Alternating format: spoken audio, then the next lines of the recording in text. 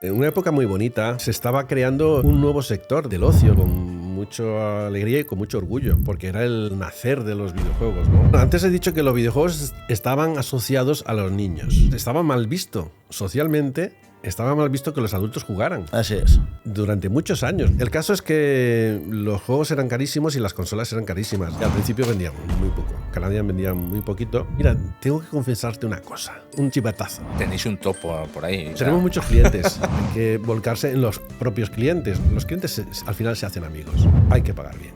Hoy en día, si no pagas bien, según un topo que tenemos en CEX, tenemos que pagar más que CEX y vender más barato que CEX. Cuando uno compra una PlayStation 5, se piensa que la tienda le ha hecho un gran favor y no le ha hecho ningún favor. No. Y empezó a haber más Neo Geos en las tiendas. Y la demanda empezó a crecer, a crecer, a crecer. Los precios son salvajes en estos momentos. Sí, los precios, por desgracia, son salvajes, tanto para quien los compra como para las tiendas que compran para luego vender. Como la consola no podíamos subirla de precio, no era ético. Está feo. Decidimos es hacer un pack. ¡Oh! ¡A la trampa! Y vendimos algo increíble. ¿Quién pierde? El que tiene el FOMO, ese es el que más dinero se gasta. O sea, fue una jugada maestra. Yo soy jugador de ajedrez. Cuando tienes un rival, un oponente, un contrincante, siempre tienes que buscar una estrategia. Era una jugada de supervivencia. Y yo me quedé solo. Me quedé solo en la tienda, no poder ni ir a mear. O sea, solo es solo. Solo es solo. Madre mía. Y durante 3 años sin cobrar ningún sueldo. Y no nos salen las cuentas y tenemos que pagar el alquiler, tenemos que pagar los gastos, tenemos que pagar a Hacienda, tenemos que pagar a todo el mundo. O sea, anímicamente tenías que estar derrotado. Que además casi siempre caíamos en ese hoyo todas las tiendas, todas. Ahí entra la constancia por un lado y el creer en un proyecto, en un juego de segunda mano. Es prácticamente imposible perder dinero si lo haces bien, porque la tendencia es a que no bajen de precio. De momento. De momento. Nunca sabes lo que el día de mañana realmente va a ser trasto o realmente se va a poder valorizar. Eran trastos. ¿Pero por qué tiramos las cajas? Porque era lo único que no tenía valor. Claro. En aquel momento. No digo coleccionistas porque en aquel momento no coleccionaba prácticamente nadie. Pues en esos momentos me pegan otro soplo. ¡El topo! otro topo. Luis tiene contactos de topos. Vamos a solamente comprar con el dinero que tenemos. Y funcionó. Es que Canadian puede comprarlo todo. Puede comprarlo todo. Y como tenemos topos en todas partes. Por si no había quedado claro. Eso. Pregunta fatídica. ¿Hay burbuja en este sector? Pues provoca que ya hay tensión, ya hay como desconfianza. Mal rollete. Mal rollete. Porque es más cómodo hacer una sola venta enorme que hacer 50 ventas a 50 clientes pequeños. Encontramos un cartel pegado a una pared, quitamos el póster Como en las pirámides. y estaba pegado a la pared y sin que se viera lo que tenía. Entonces cojo yo y lo despego y me leo con letras enormes. Pero vamos a ver, o sea, los coleccionistas se estarán tirando ahora de los pelos. ¿Cómo que encontraste algo así? ¿Qué ocurre en ese almacén? Ay.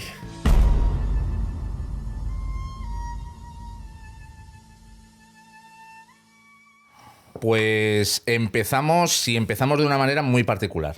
¿Hoy qué día es? Yago. Yago. ¿Hoy qué día es? Empezamos mal, ¿eh? Empezamos mal. Hoy domingo. Hoy domingo. Domingo. Hace 365 días era viernes. Muy bien. Un año. ¿Y sabes dónde estábamos hace un año? ¿Dónde?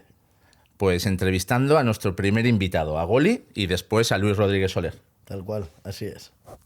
Un año ya, tío. Sí que es verdad que hemos lanzado el podcast mucho después, pero el trabajo es el trabajo. Y tenemos a un invitado de excepción para celebrarlo.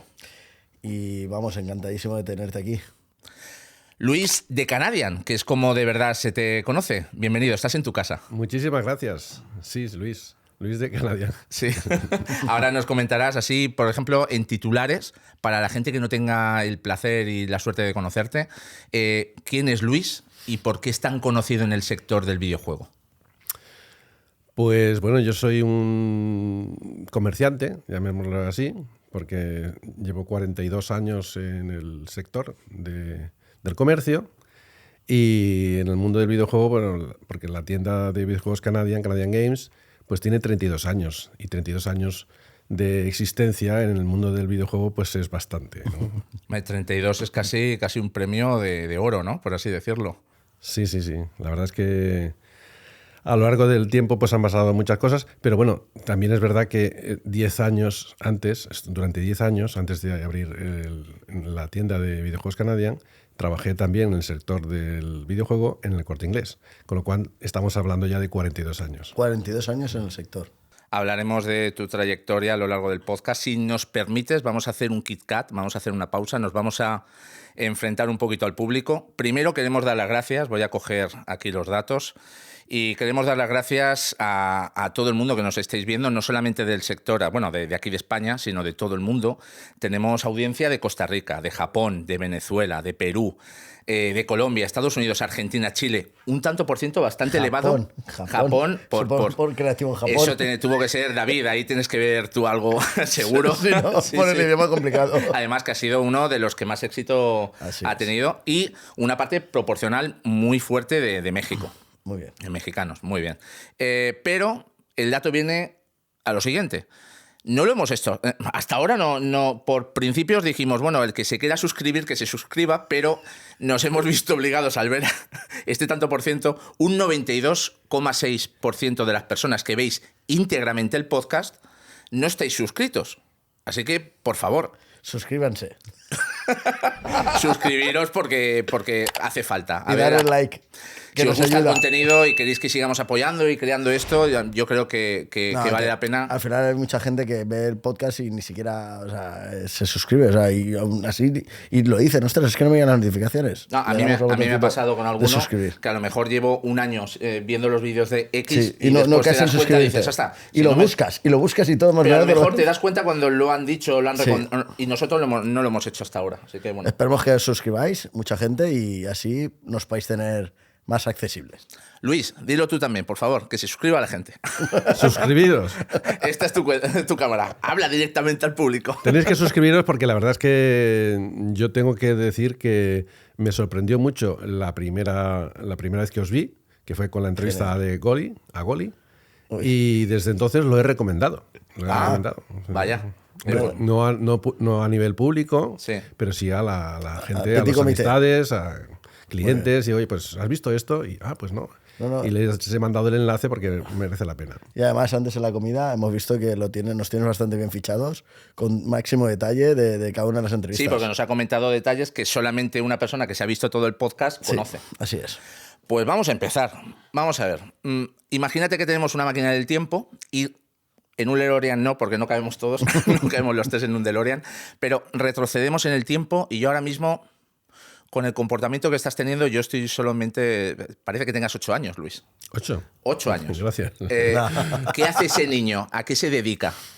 Bueno, estamos con el tema del niño hombre, ¿no? Bueno, pues ¿a qué me dedico? Pues bueno, ya lo he comentado, soy uno de los 2 socios, porque mi hermano es el otro, aunque no ejerce porque está trabajando en otro sitio. Sí, perdona que te corte, Luis. ¿A qué te dedicas? Ese niño, vamos a retrotraernos a tu infancia. Claro, eso... A eso me refería, a lo mejor me he explicado mal. Vamos a empezar por el principio. Por el principio de todo. Tú eres un niño de 8, 9 años, 10 años, ¿a qué juegas? ¿Qué es lo que haces con tus amigos? ¿Cuáles son tus aspiraciones, tus ilusiones, tus aficiones? Bueno, cuando yo era niño no existían los videojuegos, ni muchísimo menos. Como mucho los juegos de mesa, ¿no? Pero yo estaba siempre en la calle. Yo era jugar a cualquier juego. Vivo en Burjasot, siempre he vivido en Burjasot. Y lo que hacía era salir a la calle, las calles no estaban ni asfaltadas siquiera, y jugábamos a todo, al fútbol, al tenis con una pelota y con la mano era la raqueta, imaginaos. A lo vasco. ¿No? ¿A lo valenciana? Sí, bueno, claro, también es verdad. Pero era tenis, en realidad era tenis. Y bueno, es curioso porque en mi calle solamente había un coche, años 65, 66, 67, del siglo pasado. Todos los balonazos iban al coche. Y cuando pasaba algún coche, parábamos la pelota y que pasa un coche y continuábamos la jugada, ¿no?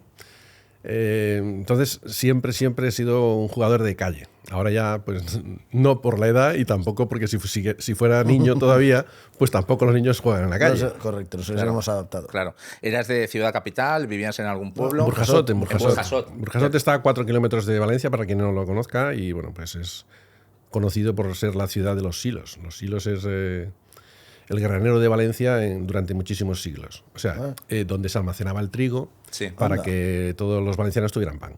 Alguna historia de esa me contaba mi abuelo. 1972 es el año en el que llega el primer videojuego para la gran audiencia, por así decirlo, que era el Pong. ¿Recuerdas cuando llegó? O a lo mejor 1980 con el Pac-Man. Mi padre me contaba que cuando se iba de almuerzo con los amigos se ponía a jugar y echaba algunas monedas, estas monedas grandes de 25 pesetas, de 5 duros. Y les has echado, ¿eh? Hombre, claro, sí. Para jugar la maquinita, bueno, mi padre, he dicho eso no sé qué moneda echaba mi padre. A lo mejor de 5 duros sería demasiado. No, es que eso sería muy caro. Sería un duro, a lo mejor. Sí, sería un duro. O en 1978, si mal no recuerdo, Space Invaders. Tú y yo habremos echado 25 pesetas, pero antes... Antes era una fortuna eso, claro. Pero bueno, sería otra moneda. Pero las echaba. Leñes. ¿Tú recuerdas ese primer contacto con los videojuegos? Sí, el primer contacto con los videojuegos fue muy curioso porque tenía yo un amigo, digo tenía porque ha fallecido, mi amigo Emilio, de toda la vida, y me dice, oye, vamos a ir a casa de mi hermano, su hermano es mayor, a casa de mi hermano porque tiene un aparato en el que puedes jugar en la tele. ¿Aparato? Digo, un aparato. Puedes jugar en la tele. Digo, pero vamos a ver. Digo, ¿qué estás contando? Que si no se puede jugar en la tele, lo que puedes hacer es ver una película, ver lo que sea, unos dibujos animados, cualquier cosa. Pero no puedes jugar en la tele. Que sí, que yo he jugado tal.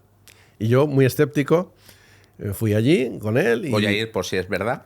Voy a ir por si es verdad. y lo que tenían era a lo que ahora conocemos como un pan. Como un Pong, mejor dicho.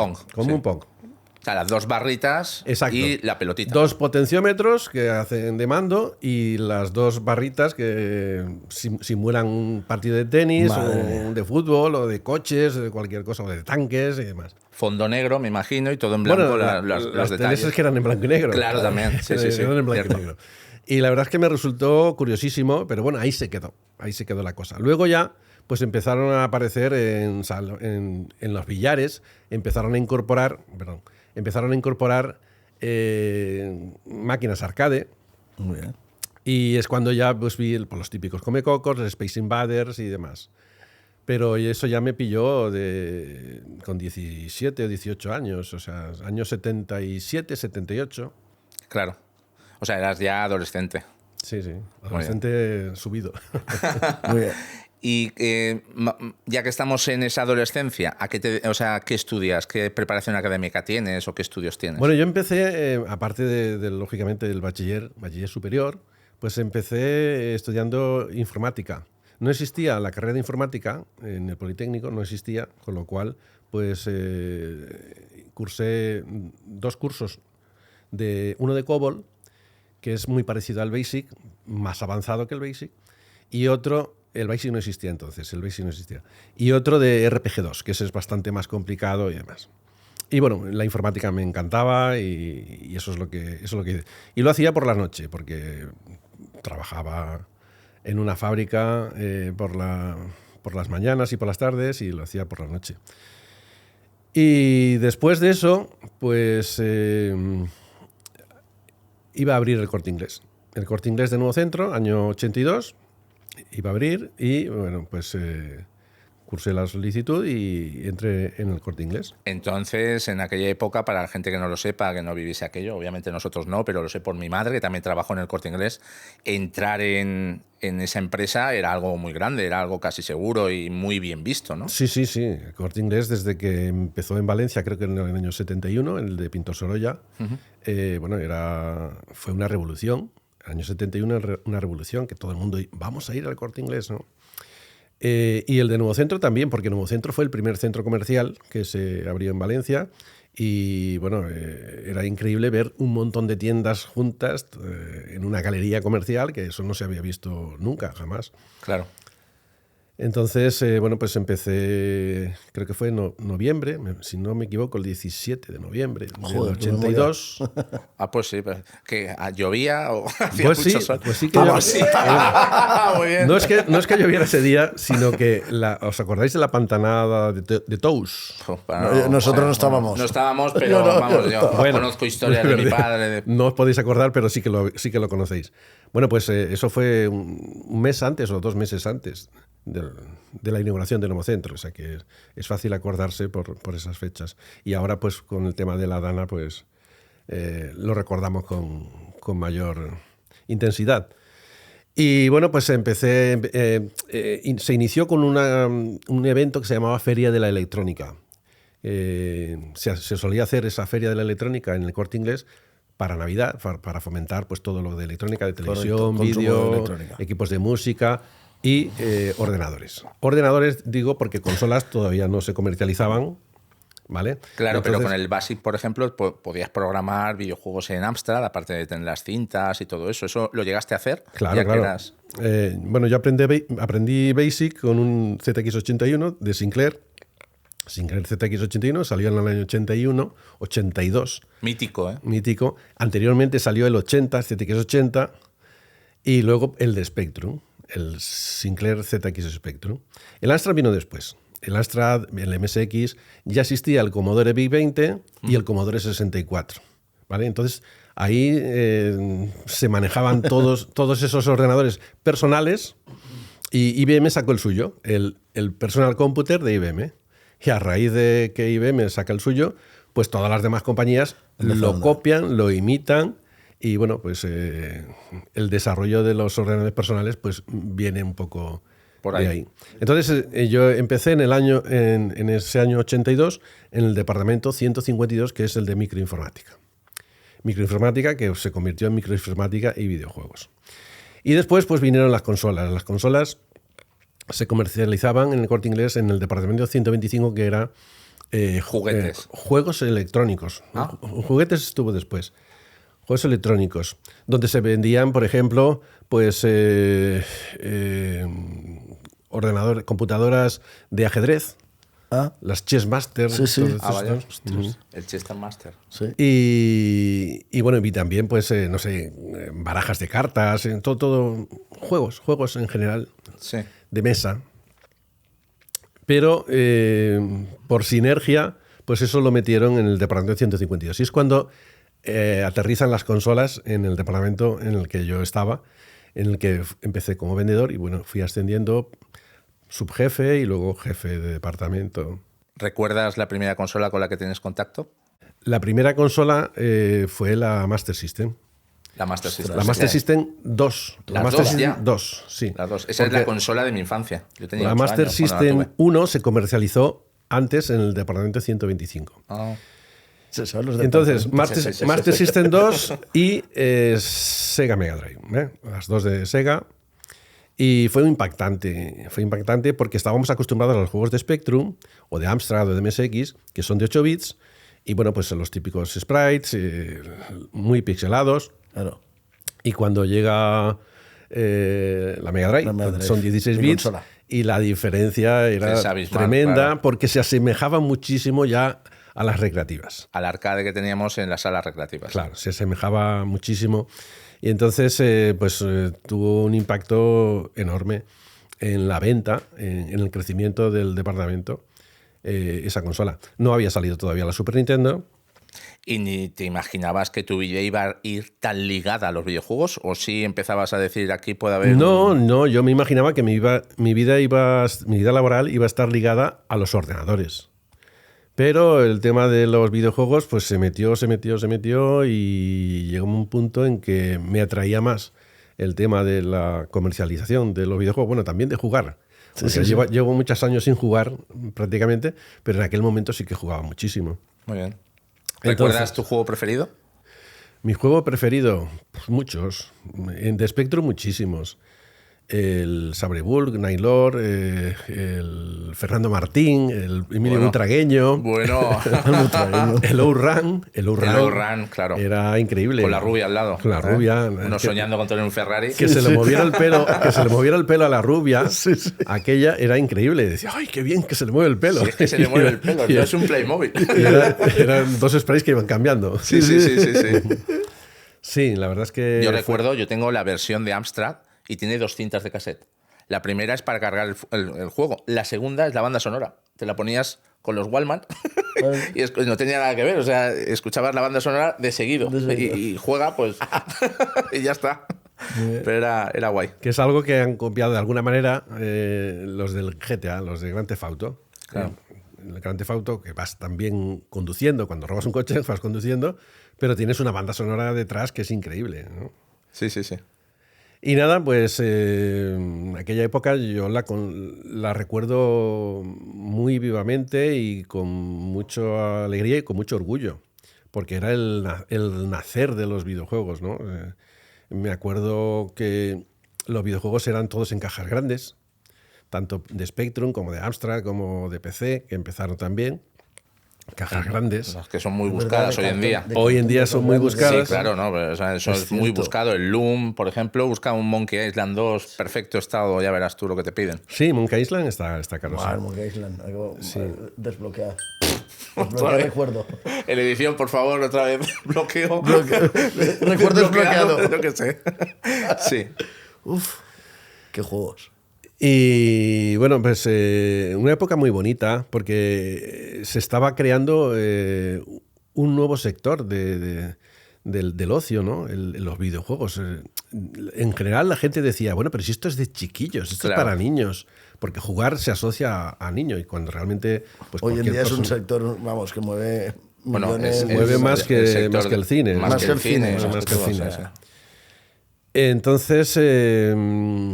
pues aparte de vivirlo como jugador, lo vivía también como comerciante, como distribuidor. En primera línea. En primera línea y también pues tenía mucho contacto con las compañías desarrolladoras, pero sobre todo distribuidoras. O sea, estamos hablando de Indescom, estamos hablando de Herbe, de MCM, de System 4, Proaim, por supuesto. Los productos de Herbe, o sea, hay coleccionistas per se de ellos, o sea, es alucinante. Sí.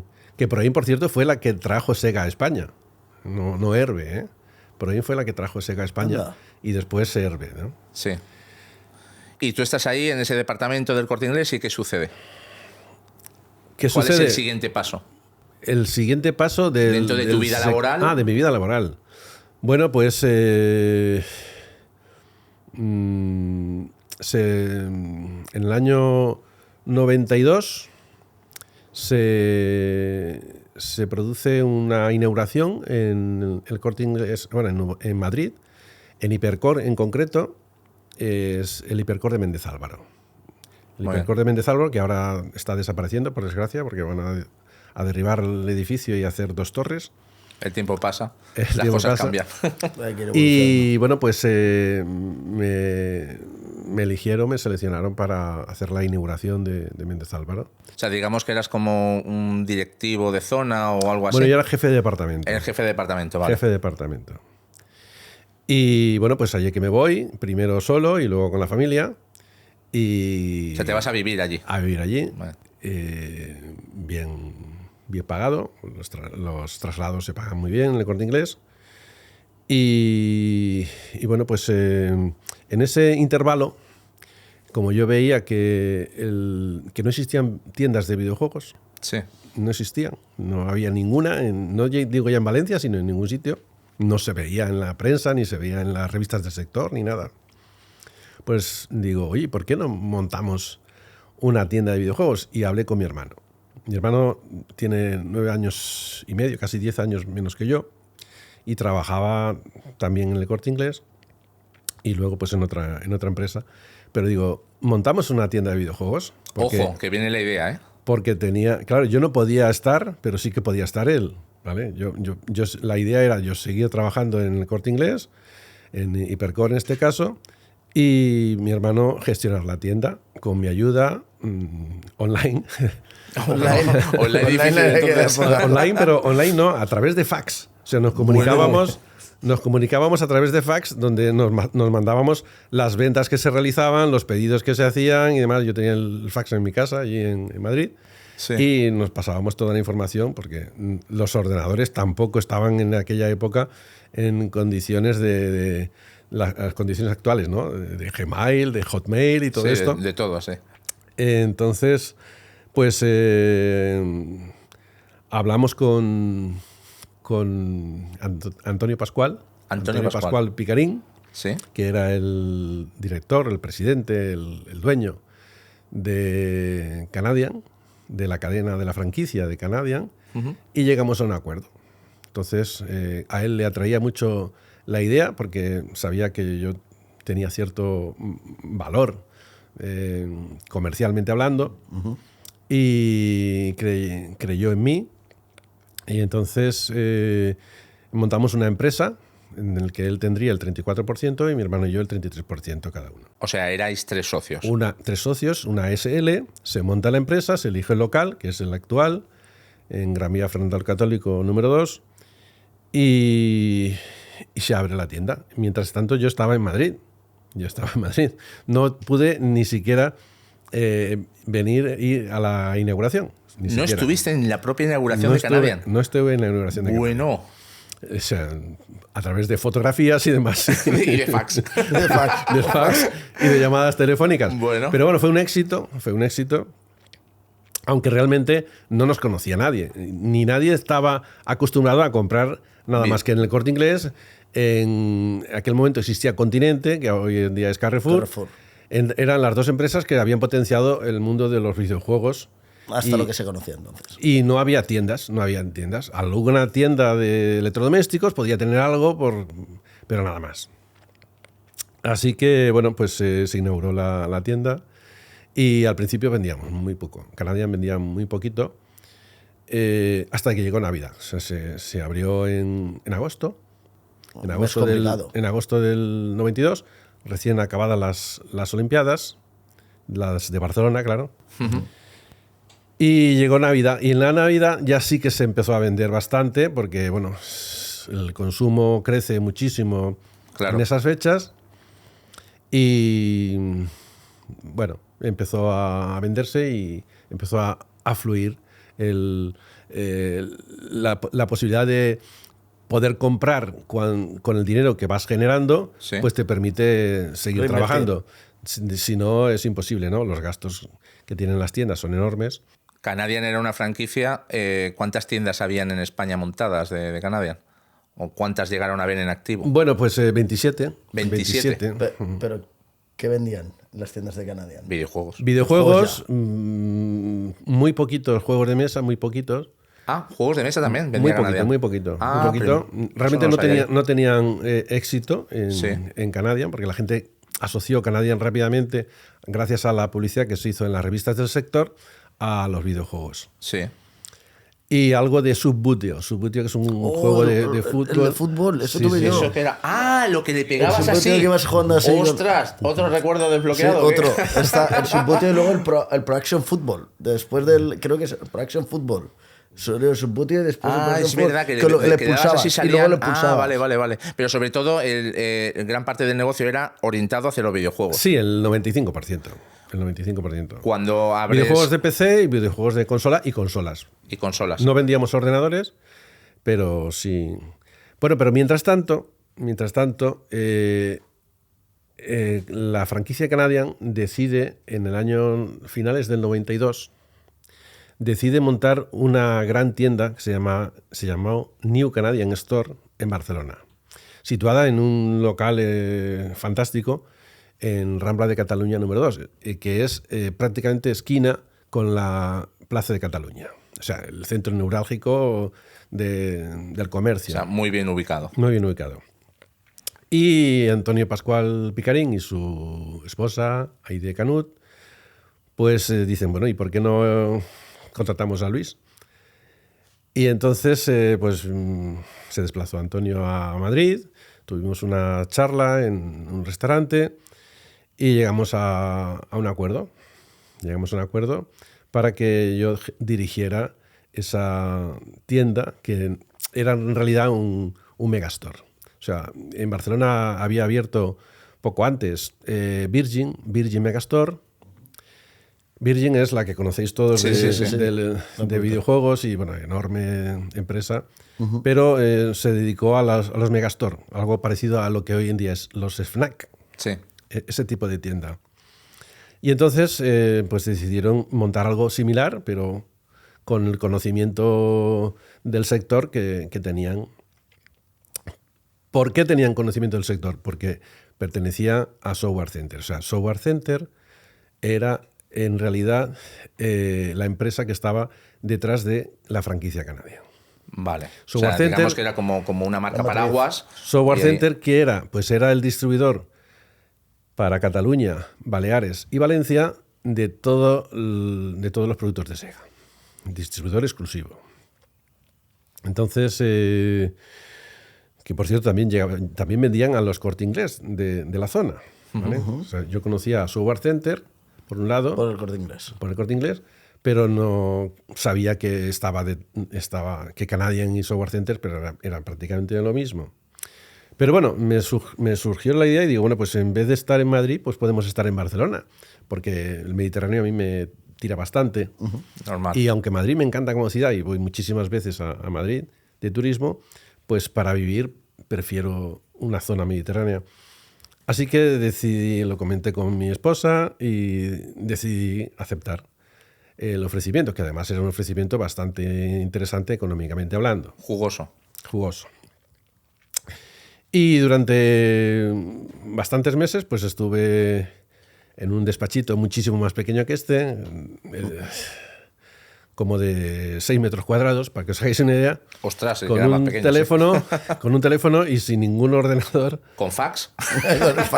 Fax siempre había. Fax siempre, vale. El fax. Fax siempre había.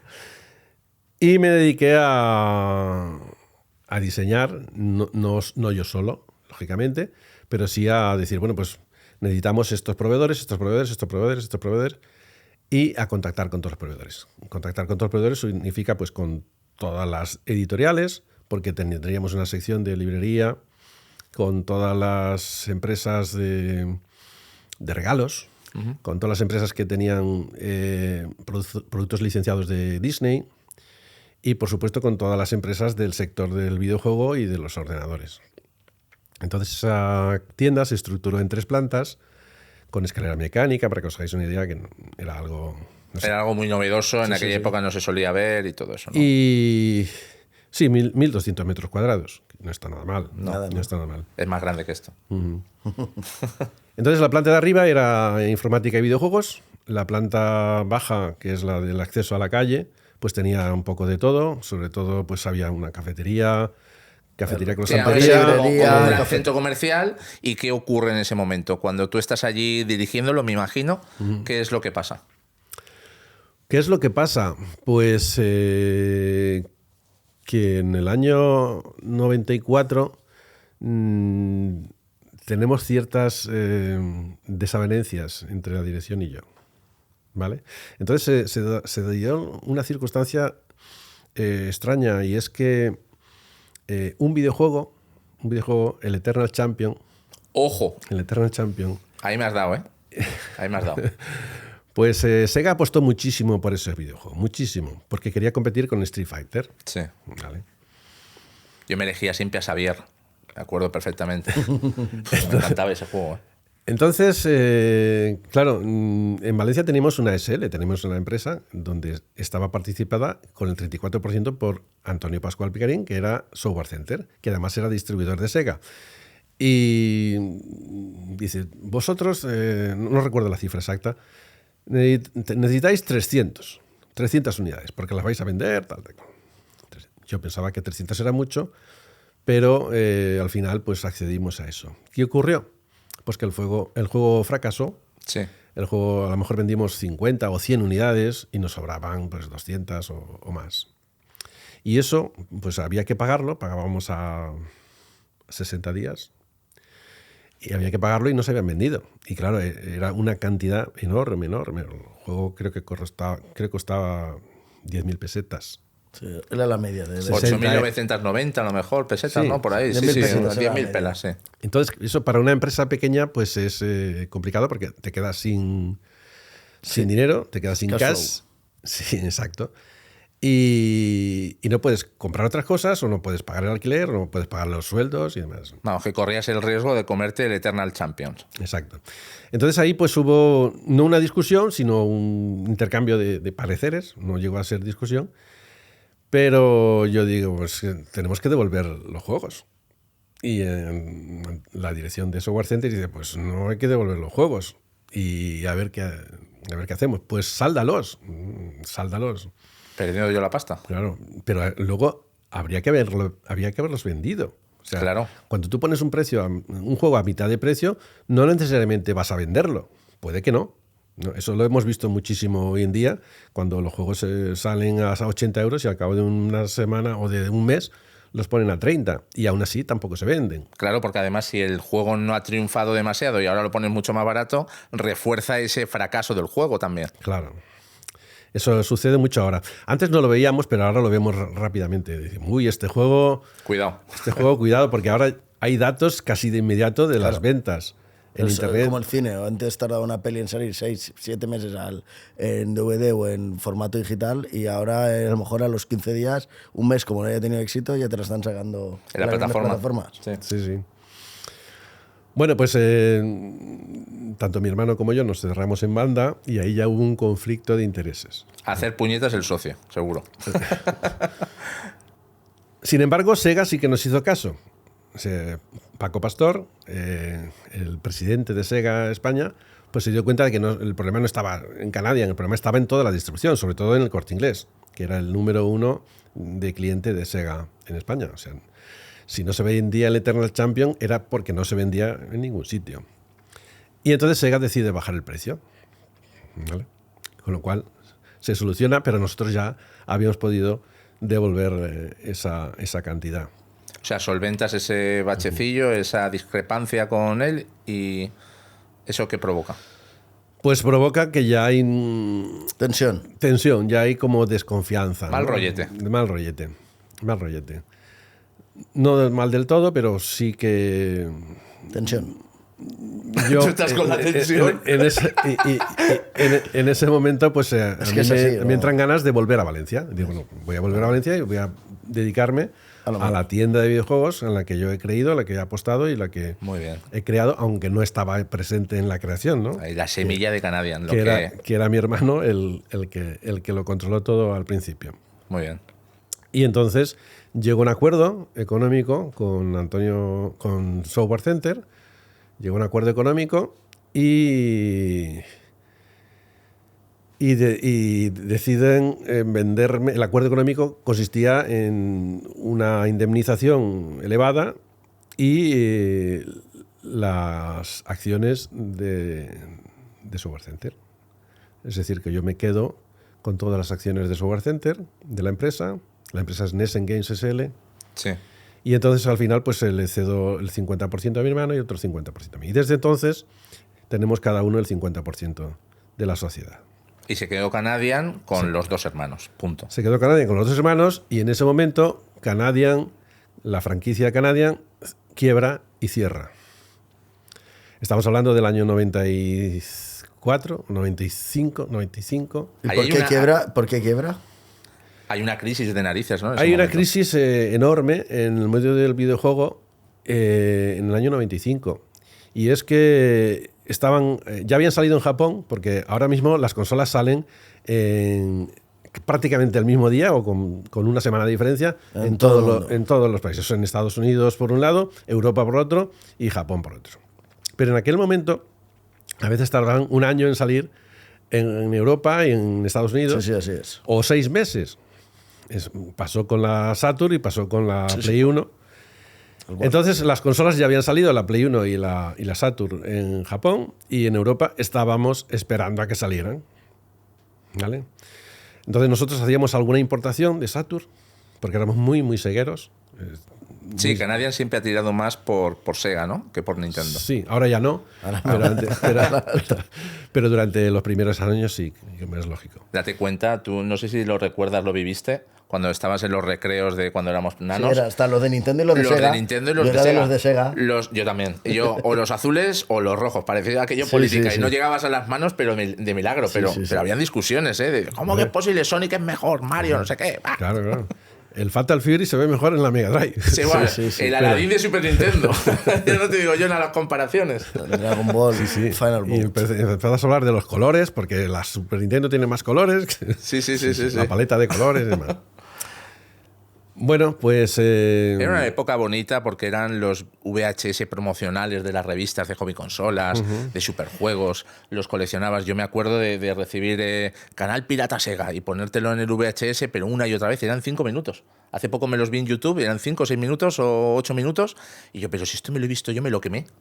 Me lo vi 40 veces. Pero bueno, el VHS ya tiene mucho. Era el bonito, era el bonito. Sí, la verdad es que el marketing en aquella época de las empresas, sobre todo Herbe Sega y luego Sega y Herbe Nintendo, porque hay que decir que, bueno, sabe todo el mundo, pero las dos grandes empresas de aquel momento nacieron en Herbe, en España.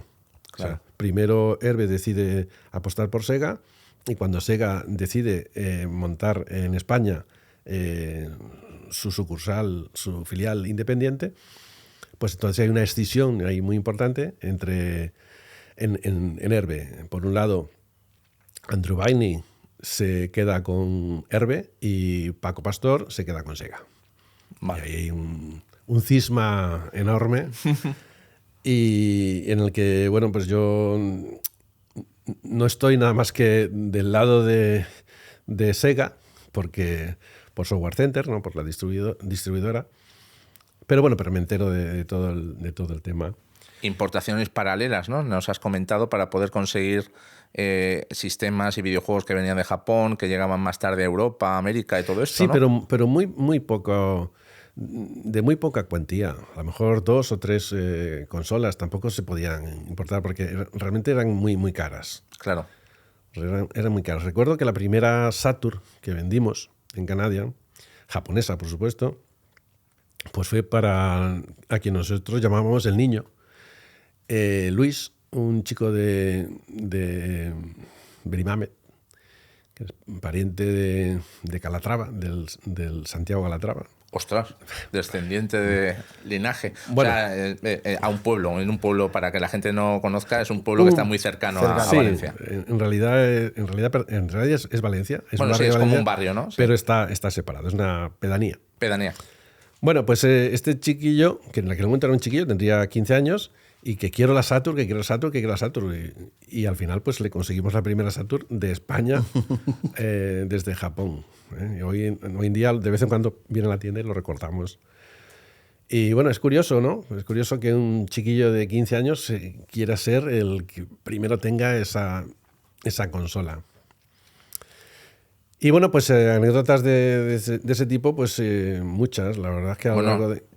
Os llega la Mega CD como exclusiva de Canadian, ¿no? Tengo entendido. La Mega CD 1. La Mega CD 1, la más buscada, la más querida por los coleccionistas. Sí, no ¿Y llegó cómo conseguís esa exclusividad? Bueno, no llegó a España, pero por presión de Software Center, pues Sega España decide hacer una importación para Software Center y para Canadian, o sea, para las tiendas Canadian.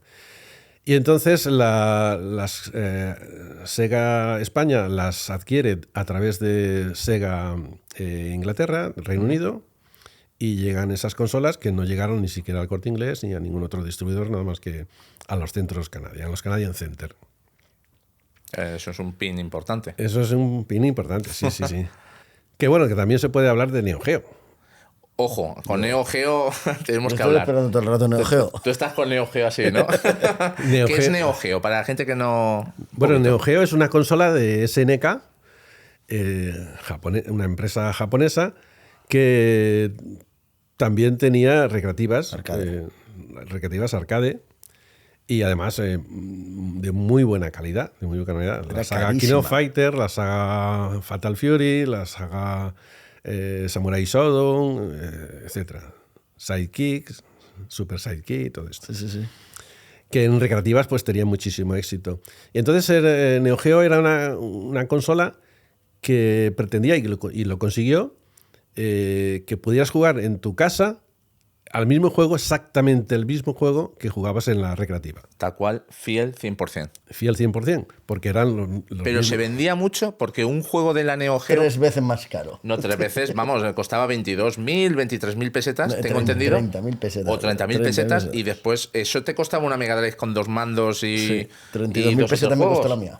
Bueno, me costó a mis padres. Ah, ¿tú 32.000. tuviste la Neo Geo? No, yo tuve la Mega Drive. Ah, Como te he vale, dicho, la vale, Mega Drive con vale, dos vale, mandos vale. y el Sonic, 32.000 pesetas. Pero los juegos valían 3 veces más la media, ¿no? Bueno, sí.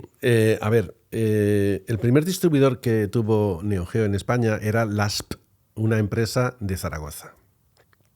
Y esa empresa pues importaba, no sé si importaba directamente de Japón o a través de un distribuidor, no sé si Francia o Reino Unido. Me imagino que Reino Unido, no lo recuerdo bien.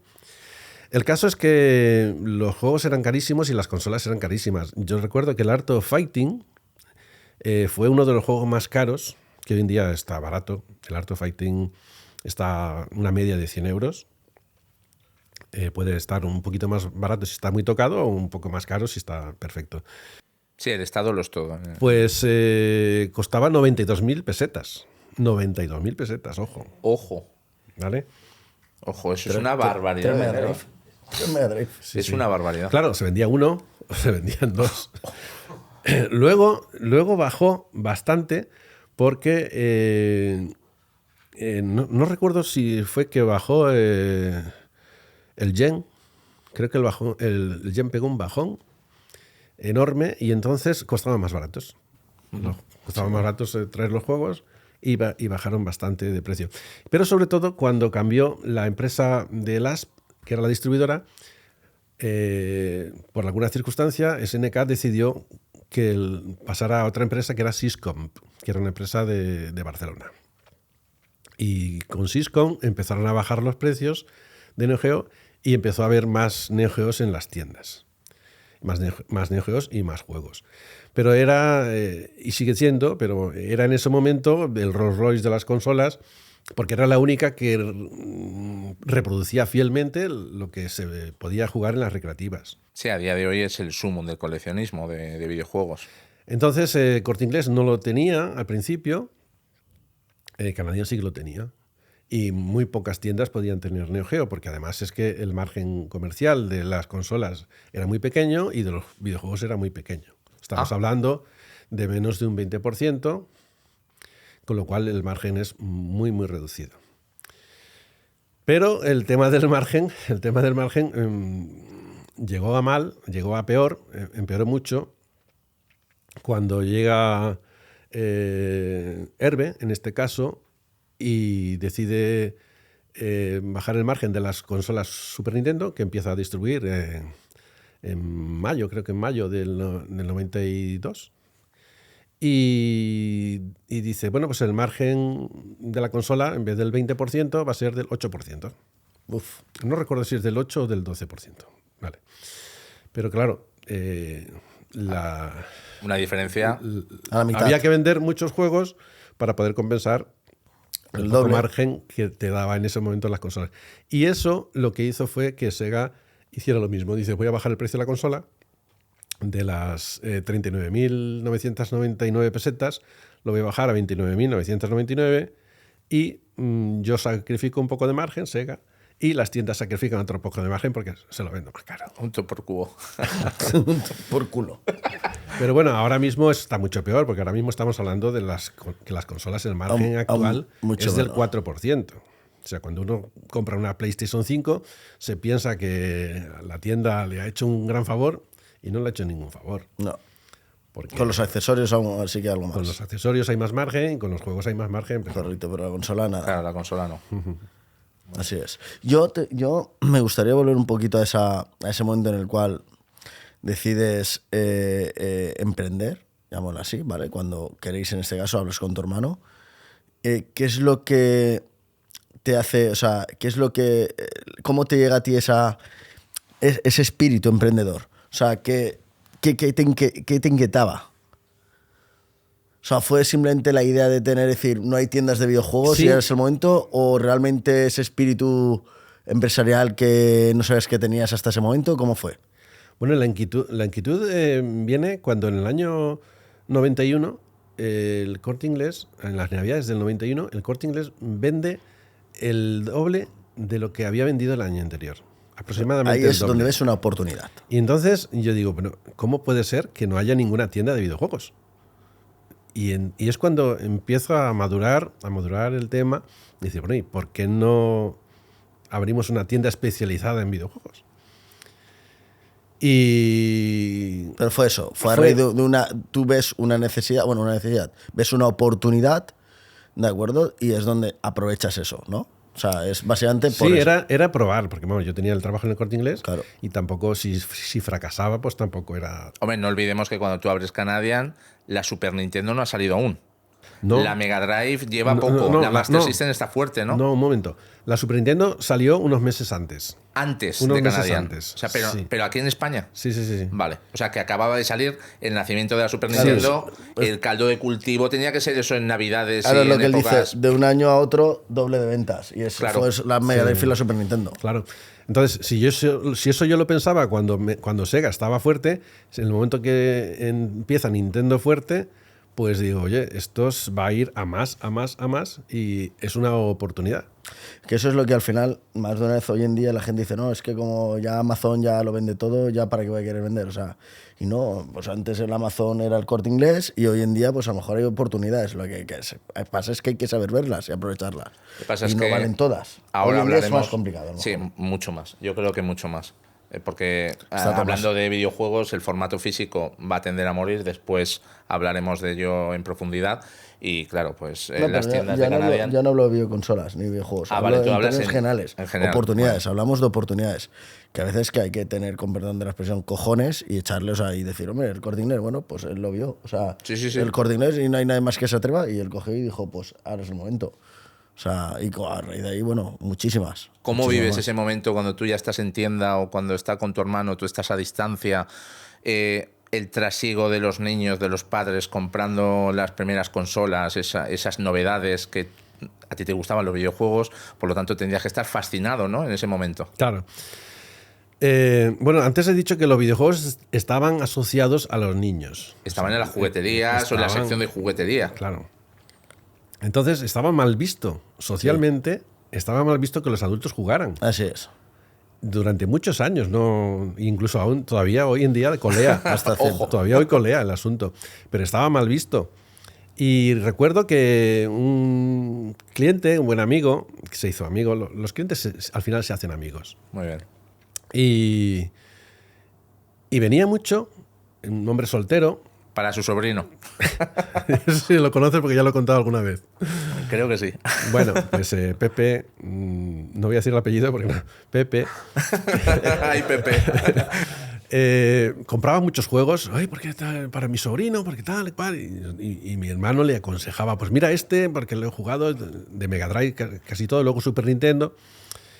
Y al cabo del tiempo, al cabo de un año así, que ya teníamos confianza, amistad con él y demás, dice, mira, tengo que confesarte una cosa. Los videojuegos no son para mi sobrino. Tengo un sobrino, Pero no venden un juego. Ese iba a preguntar yo, a lo mejor es que ni tengo. ¿Sabes? tengo un sobrino y juega, pero los videojuegos son para mí. Dice, lo que pasa es que me da corte que la gente se crea que estoy comprando juegos para mí. Sí. Y por eso, Es como ir a un sex shop. Oye, no, tienes no sé qué. Sí. En la época Es era para así, un o sea, bueno, pues ese es un ejemplo, pero lógicamente no era el único. O sea, muchísima gente a veces nos comentaba, dice, pues sabes que yo he pedido para Reyes esto y me han mirado a mis padres así y dice, pero si tú ya eres no eres Adulto. un niño, cómprate otra cosa, te compramos otra cosa, un libro, un disco, un videojuego. Entonces, tal cual. Claro. Y en el 95, esa gran crisis que sucede, que bueno, la crisis del 95 es fácil de comprender. Explicándola así a grosso modo, en el 95 salen muy pocos juegos de cartucho, porque la Mega Drive y la Super Nintendo estaban abocadas a desaparecer. Y las grandes compañías no quieren sacar. ¿Por qué? Porque están desarrollando juegos para la Saturn y para la PlayStation 1. O sea, nos estamos preparando para el salto de cartucho a CD. Entonces, no hay prácticamente novedades. Si miráis las revistas del sector de aquella época, veréis que hay muy pocos lanzamientos de Sega y de Super Nintendo. Y entonces las tiendas no tienen novedades, no tienen nada que ofrecer, nada novedoso. Y como realmente hay muy poca afición, hay muy pocos aficionados, no digo coleccionistas porque en aquel momento no coleccionaba prácticamente nadie, eran todos gamers, jugones. Y entonces se produce una crisis en las tiendas porque cada vez tienen que ofrecer menos a sus clientes. Tal cual. Solo tienen los juegos que ya habían salido el año anterior. Y sin embargo, cuando sale la Saturn, sale muy cara de precio y los juegos salen caros. Ostras, la PlayStation, ¿cuánto costaba el Y principio? la Saturn creo que salió a 79.999 pesetas. ¿Y la PlayStation 100.000? Y la PlayStation a 69.900. Ah, 69.000. O sea, creo que había porque 10.000 pesetas de diferencia. Y ese es uno de los factores que hizo que triunfara, no el único, que hizo que triunfara la PlayStation sobre la Saturn. Las 10.000 euros, las 10.000 pesetas menos. 10.000 pesetas menos en aquella época Era mucha era pasta, era muchísimo, muchísimo. Y como quien tomaba la decisión de comprar la consola normalmente no eran los niños ni los adolescentes, sino que eran los padres, pues los padres decían, pues la más barata. La más barata, sí, porque con esto va a jugar.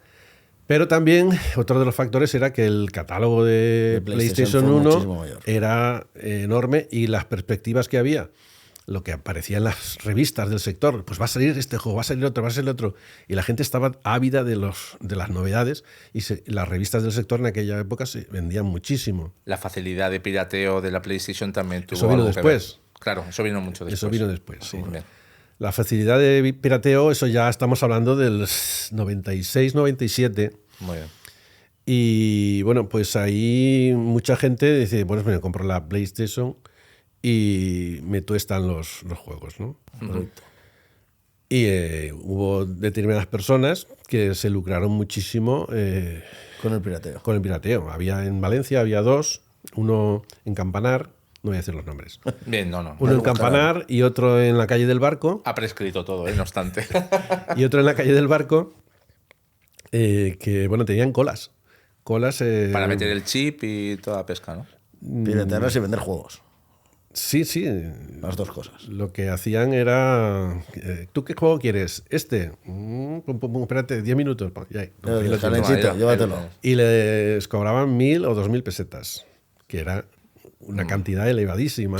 Ya ves. Para una copia. Y luego las copias esas pues, no tienen hoy en día ningún valor. Cero. El valor es cero. Ni siquiera como artículo histórico. Pero en aquella época, pues mucha gente le permitía jugar a muchísima gente que no podía comprarse un juego de 10.000 pesetas o de 8.000 o de 6.000 pesetas. Y que la gente tampoco estaba pensando en tener la Aleja y de la colección. No, la gente solo quería jugar y punto. O sea, recuerdo cuando se pasa al CD que en general, yo conozco bastantes personas que despreciaban el cartucho, incluso lo tiraban porque esto ya, yo lo que quiero son escenarios 3D, polígonos, ¿no? Lo que más se aproximaba a una PlayStation en Mega Drive era un Virtual Racing y eso ya estaba obsoleto con ese cartucho así de grande, ¿no? La gente no quería, era CD, era lo último, ¿no? Sí, empezó con el Mega CD de Sega. Y luego pues continuó con la Saturn, PlayStation 1 y en menor medida la Neo Geo CD. La Neo Geo CD... La Jaguar también está por ahí, ¿no? La Jaguar, sí, pero la Jaguar funcionaba con cartuchos. La Jaguar, la Atari Jaguar es... yo creo que es la peor consola. La peor consola que ha salido. Sin embargo, es la más bonita, la que tiene la caja más bonita. Sí, la de... Los dos ojos ahí. Sí. Los dos ojos que lo pones en... Y con las pezuñas, así, o sea, las garras ahí desgarrando la caja. Hoy en día una Jaguar con caja vale bastante dinero. Sin embargo, vale bastante dinero para coleccionar, pero no para jugar. O sea, y el catálogo es horroroso. El catálogo es horroroso. Hay dos juegos que se salvan y ya está. El de Predator contra Alien y poco más. Bueno, pues Ya no me acuerdo lo que estaba diciendo. No, estábamos hablando del CD, de la PlayStation, de que había gente que se estaba lucrando con pues, esto. ¿Qué ocurría? Estamos hablando del año 95, ¿no? ¿Qué ocurría también con los juegos de la PlayStation 1, de la Saturn? Porque también sacaban pocos juegos. La Play creo que salió con 5 juegos. O sea, no es que saliera con 5 juegos, sino que en el lanzamiento de la Play solamente había 5 juegos disponibles. Jugar. Luego, al cabo de un mes o dos, pues ahí había 15 o 20. Pero también había pocas cosas que ofrecerle a los clientes. Entonces, las tiendas lo pasaron muy mal y algunas pues tuvieron que cerrar. Claro, y el salto de comprar una Mega Drive por 30.000 pesetas a comprar una Master System, una Saturn por 79.000 o una Sony por 69.000, pues se complicaba. O sea, yo recuerdo, yo tenía la Mega Drive y les pedía la Play y mis padres me decían narices. O sea, es que vale, espérate que baje de precio, o sea, así es. Es que en la época era mucho dinero. Todo. Era mucho dinero. Entonces eso le afecta a Canadian, a la franquicia de Canadian. O sea, por un lado no hay nuevos franquiciados y por otro lado hay franquiciados que cierran. Llega un momento en que la dirección pues decide cerrar, hace una quiebra de la empresa y desaparece la franquicia. Nosotros seguimos con nuestro rótulo de Canadian Center y como ya no teníamos ningún vínculo accionarial con Software Center, pues seguimos como Canadian. En ese momento, cuando ya no hay franquicia per se y estáis solamente vosotros, no tenéis que rendir cuentas a nadie, podéis hacer lo que queráis a nivel comercial. Claro, no tenemos que pagar el canon, no tenemos que aportar dinero para la publicidad. Y os quedéis con el nombre. La revista de Canadian, que teníamos una revista, teníamos tarjetas personales de socios y demás, pues todo eso desaparece, pero sí que teníamos nuestra clientela.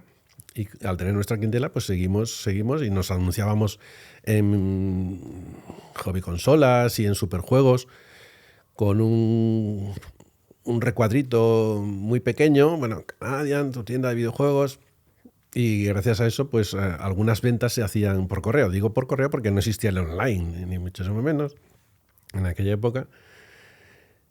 Y continuamos. La mascota preciosa. La mascota es un señor canadiense con el gorro y tal, que tenés varios troquelados. Sí, Mr. Canadian se llamaba. Mr. Canadian es una creación de un dibujante de cómic que se llamaba, porque me imagino que en estas fechas ya habrá fallecido, porque ya era bastante mayor, que se llamaba Garmendia. No recuerdo el nombre. Pero sí, la verdad es que el policía montada del Canadá era la mascota y sigue siendo, porque ¿cómo vamos a Tienes carteles en la tienda, troquelados de esa mascota. Son carteles de época, que no tienen precio. Tú has dicho que no se venden. No se vende. Son carteles de la inauguración, o sea, claro. Cuando la franquicia nos abrimos, a cada tienda pues le mandaban varios carteles grandes, otros pequeñitos y un montón de publicidad y demás, y las revistas de la propia franquicia y demás. ¿Te los han querido comprar en algún momento? Sí, pero no, eso no se vende. Eso no se vende. Eso se queda como... Se han vendido otras cosas. Los kioscos, los típicos kioscos de Saturn, de Dreamcast, que hoy en día digo, ay Dios mío, esto no tenemos que haberlo vendido. Claro, pero, hoy en día cuestan una fortuna, además. Es que molestaban. Ya ves. No, los teníamos arriba en el almacén, pero... Nunca trastos. Nunca sabes lo que el día de mañana realmente va a ser trasto o realmente se va a poder valorizar. Eran trastos. Claro. Y respecto al tema de las cajas, que lo hemos estado comentando en la comida...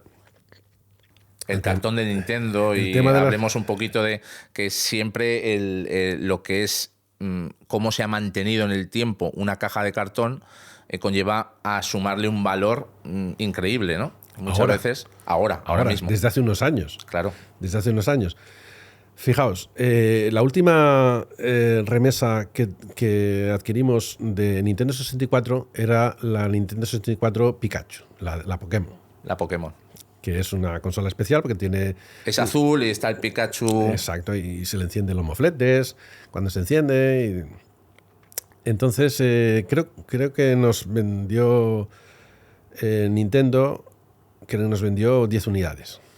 Porque Era una compra casi obligatoria. Te corresponden por tu peso específico en la distribución, que era el 2%. El 2% de la distribución era lo que vendíamos nosotros, en toda España. Te corresponden X consolas, creo que eran 20. Pues nada, pues compramos y las venderemos. Pero resulta que se vendieron muy pocas. Creo que se vendieron 5 y nos quedaban 15. Durante años, porque claro, ya salió la Dreamcast, salieron todas las demás consolas, Sí, sí. la PlayStation 2 y esa ya no la quería nadie. La Nintendo 64 no la quería nadie cuando salieron todas estas, porque estaba en cartucho, porque los cartuchos eran muy caros, porque tenía poco catálogo, etcétera, etcétera. ¿Qué ocurre? Que llega un momento en que decimos mi hermano y yo, bueno, pues oye, vamos a vender los mandos, vamos a vender las consolas, vamos a vender los cables A despezarlo. y vamos a tirar las cajas. O sea, es la edición más buscada, o sea, es que es increíble. Así que tiramos las cajas y bueno, es una de las cosas que pasa repetimos. Ya lo dije yo en un podcast, ¿no? Hay que ir a por cajas. Espérate, escúchame, Blesur lo dijo cuando yo A le por las comentaba, cajas. cuando le comenté a Blesur aquí en el podcast de que yo había tirado la edición de la DS dorada del Miniscap Por las cajas. acá por las cajas, hay que buscar cajas. ¿Pero por qué tiramos las cajas? Porque era lo único que no tenía valor Claro. en aquel momento. Sin embargo, las bolsas con las instrucciones y con la publicidad las guardamos. Porque a lo mejor podían servir para cuando viniera una de segunda Pasar el chofer mano. a la Eso. Nintendo. Y mira por dónde, que después de haber vendido todo menos las cajas que habíamos tirado, hace unos 3 años nos encontramos en el almacén de arriba, cuando hicimos una reestructuración, todas las bolsas llenas con los manuales de la Nintendo 64, Sin abrir. sin abrir. Les ponemos a la venta. 50 euros cada una. 50 euros cada una y duraron 3 o 4 días porque se vendieron de inmediato, porque claro, estaban nuevas y la gente las quería, porque en ese momento ya sí que había esa cultura de tener la consola completa. Y la consola completa se entiende con cajas, se entiende con corcho, con manuales, con todo. Así que, bueno, por una parte perdimos dinero y por otra recuperamos algo. Bueno, se compensó la balanza un poco. Recuperamos algo, pero Jolín. seguramente se perdió algo, ¿no? Sí. Se perdió algo, pero vamos, sumándolo todo, pues tampoco fue tan grave. ¿Cuál es la consola que más ha vendido Canadian así en números? Pues es difícil. Si hablamos de consolas nuevas, La Wii fue una locura. Lo digo que sí. sí. La Wii. De hecho, el otro día encontramos un cartel, el otro día no, anteayer, encontramos un cartel pegado a una pared y tenía un póster. Quitamos el póster y había otro papel. Pero vamos a ver, o sea, los coleccionistas se estarán tirando ahora de los pelos. ¿Cómo que encontraste algo así? ¿Qué ocurre en ese almacén? Porque hemos adquirido unas vitrinas nuevas y hemos quitado otras y entonces detrás de una Detrás vitrina... habían Vale. como en las pirámides, que vas Sí, sí, sí, rompiendo. Bueno, pues, Historia pues del había, videojuego, historia del tal juego. cual. había un cartel de 1,5 metros de ancho y estaba pegado a la pared y sin que se viera lo que tenía. Entonces cojo yo y lo despego y me leo I Wii, con letras enormes. I Wii. Y eso viene a colación por una anécdota que os vamos a decir ahora. En el año 90 y... A ver. En el año 2... No, a ver, ya me estoy yendo. 2007. Vale. La Wii llega a Navidad y se agota en todas partes. Así es. En Fue todas partes. una locura. Pero claro, porque cambia un poco el concepto de la mentalidad de la gente, ¿no? Ahora podía el abuelo jugar con Claro. su nieto Claro. a los dardos, a Yo- los bolos, sí, sí. Yo trabajaba- romperte el hombro, romper la televisión tirando el mando sin querer. Yo trabajaba en PC City y me aparté una para mí. Ah, sí. Hiciste trampa. Hice trampa. ¿Pero era para ti o era para tu familia? O para especular. ¿Era para ti? Era para mí, era para mí. Para ti, pensabas en ti solamente, no pensabas en que ibas Era a un jugar egoísta. con Yo soy un todos. egoísta. Un yo egoísta. solo en mí. Era No tenía familia aún. Bueno, mis padres. Bueno, vivías en una familia. Bueno, sí, pero no. Te lo estás arreglando, ¿eh? A ver, no, ya tendría. ¿Esto lo ve Pues, tu madre? 2007 ya tenía 22 años. Entonces ya vivía fuera de casa y todo. O sea que. Claro, claro. Bueno, el caso es que Egoísta. se agotan las consolas y Nintendo lanza una campaña enorme en televisión de la Wii, la consola para toda la familia. Que no Además. había en ningún sitio. Y la demanda empezó a crecer y desesperados. ¿Tenéis Wii? ¿Tenéis Wii? No tenemos Wii, no tenemos Wii. Sí, tal cual. Yo recuerdo eso. Nos enteramos de que hay una partida de Wish que ha entrado en el centro comercial. Pensaba que ibas a decir en el puerto. en Y el- yo, ya no. que me fui. En el Carrefour A comprar de eso, Campanar. Sí. A Un, especular. un de esos chivatazo. Rápidamente cogemos mi hermano y yo, vamos allí y compramos todas. Pero un momento. ¿Comprasteis todas? ¿A PVP? A eso voy. Entonces, ¿qué especulaste con...? No. No. ¿Perdiste? O sea, No, No. le daría Vale, servicio, ya. para dar servicio. para dar No, servicio. Tampoco. Tampoco. ¿Sabes? Sí, era para dar servicio, evidentemente. Ah, claro. Bien. Pero como la consola no podíamos subirla de precio, no era ético. Correcto. ¿Vale? Lo que Está feo. decidimos es hacer un pack. ¡Oh! ¡A la trampa! Entonces había juegos que tenían poca salida y dijimos, pues la Endosado. Wii con 2 o con 3 juegos y sumabas el precio de los tres o 4 artículos y ya está. Con lo cual, nosotros no ganábamos nada con la Wii, pero nos asegurábamos la venta de todos De los los juegos. juegos. Y además es que la Wii es la consola que menos juegos ha vendido. Porque también fue muy fácil de piratear. No, No. porque mucha gente compraba la Wii y tenía los 5 bueno. juegos del El Wii Wii Sports Sports y y se con acabó. eso ya Joder, tenía más que toda la familia, suficiente. Y con eso ya fuera. Y algunas personas nos llegaron a decir al cabo del tiempo, dice, yo creía que solamente había esos juegos. No tenía- porque claro, porque no eran jugadores, no No. eran jugadores que habían tenido otras consolas. Claro. Simplemente La Wii familia, la se familia. puso de moda. Para las reuniones sociales y cuatro Exacto. cosas más. Y para jugar con los bolos, y lo que has dicho es verdad, ¿eh? Lo que has dicho de lanzar el mando como si fuese la bola y Eso que fue se lo rompa que la tele, rompió todo. no es una leyenda urbana. No. Hay gente que rompió la televisión y hay gente que se dislocó el hombro. O sea, sí, que tenían ahí. Sí.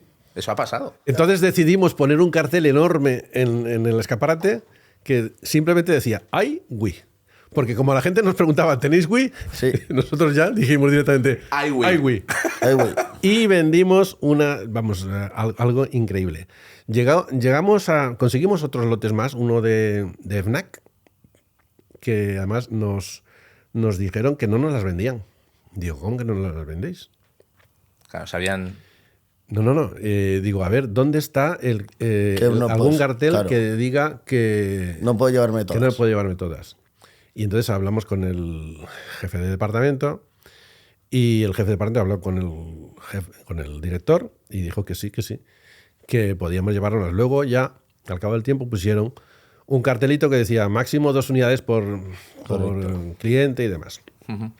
Pero bueno, nos acompañaron con un palé a la parte de la carga y descarga y a través de ahí nos las llevamos y demás.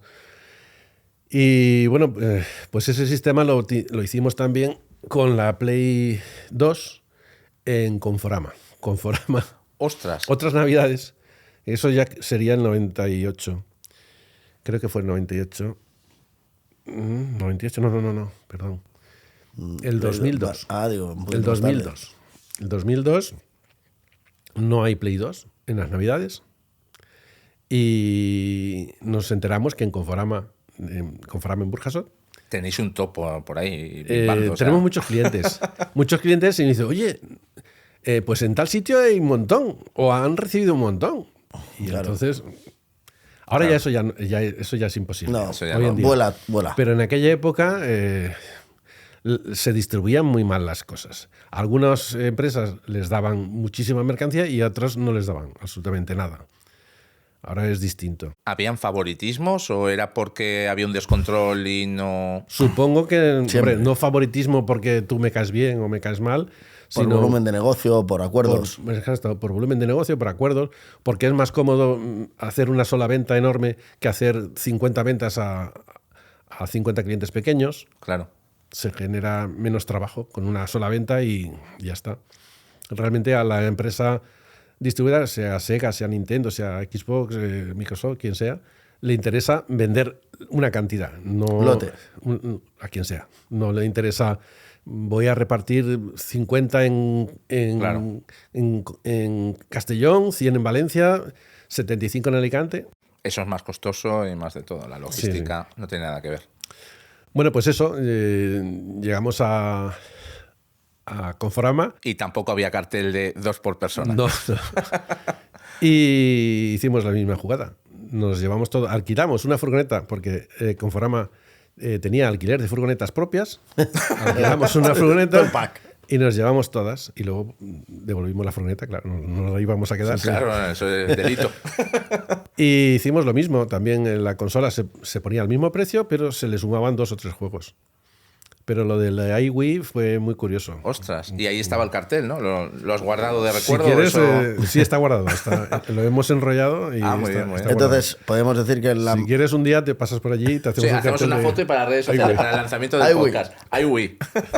Oye, qué curioso. Y bueno, pues tú estamos hablando de que estás vendiendo novedades, pero llega un momento en el que Canadian pivota el modelo de negocio y pasa de estar a la última a reorientarse hacia el mundo del retro, hacia esa segunda mano. ¿Cómo es este...? ¿Cuándo? Bueno, ¿Cómo pero sucede? Antes, correcto, pero antes sí que es cierto que se hacía otra cosa. Vale. Cuando empezamos a vender juegos nuevos, porque no existía otra cosa que no fueran juegos nuevos. Hubo un momento en que la gente tenía los juegos, pero ya se los había pasado. Y como no coleccionaba, porque prácticamente nadie coleccionaba, ¿qué hago con ese juego? Y entonces alguno nos diría, oye, ¿y si traigo este juego y me llevo otro, pago la diferencia o lo que sea? Y entonces entre mi hermano y yo decidimos inventar, y digo inventar porque luego nos copió Centromail, la operación cambio. La operación cambio consistía en entrega un juego y llévate otro y paga 1.000 pesetas. Nosotros no queríamos alquilar, ya había muchas tiendas que alquilaban, pero el tema del alquiler no nos gustaba porque estropeaba el producto, ¿no? Estropeaba el producto, muchas veces no te devolvían el producto o te lo... Entonces eso no nos interesaba y nunca lo hicimos, pero la operación cambio estaba muy bien. Porque Centromail sí que alquilaba. Sí, Centromail sí que alquilaba. Y muchos videoclubs, el de la esquina todos que hace Chaflán. Todos los videoclubs. Entonces hacíamos la operación cambio. ¿Y qué sucede? Pues que a veces se llevaban un juego malo y entregaban un juego bueno.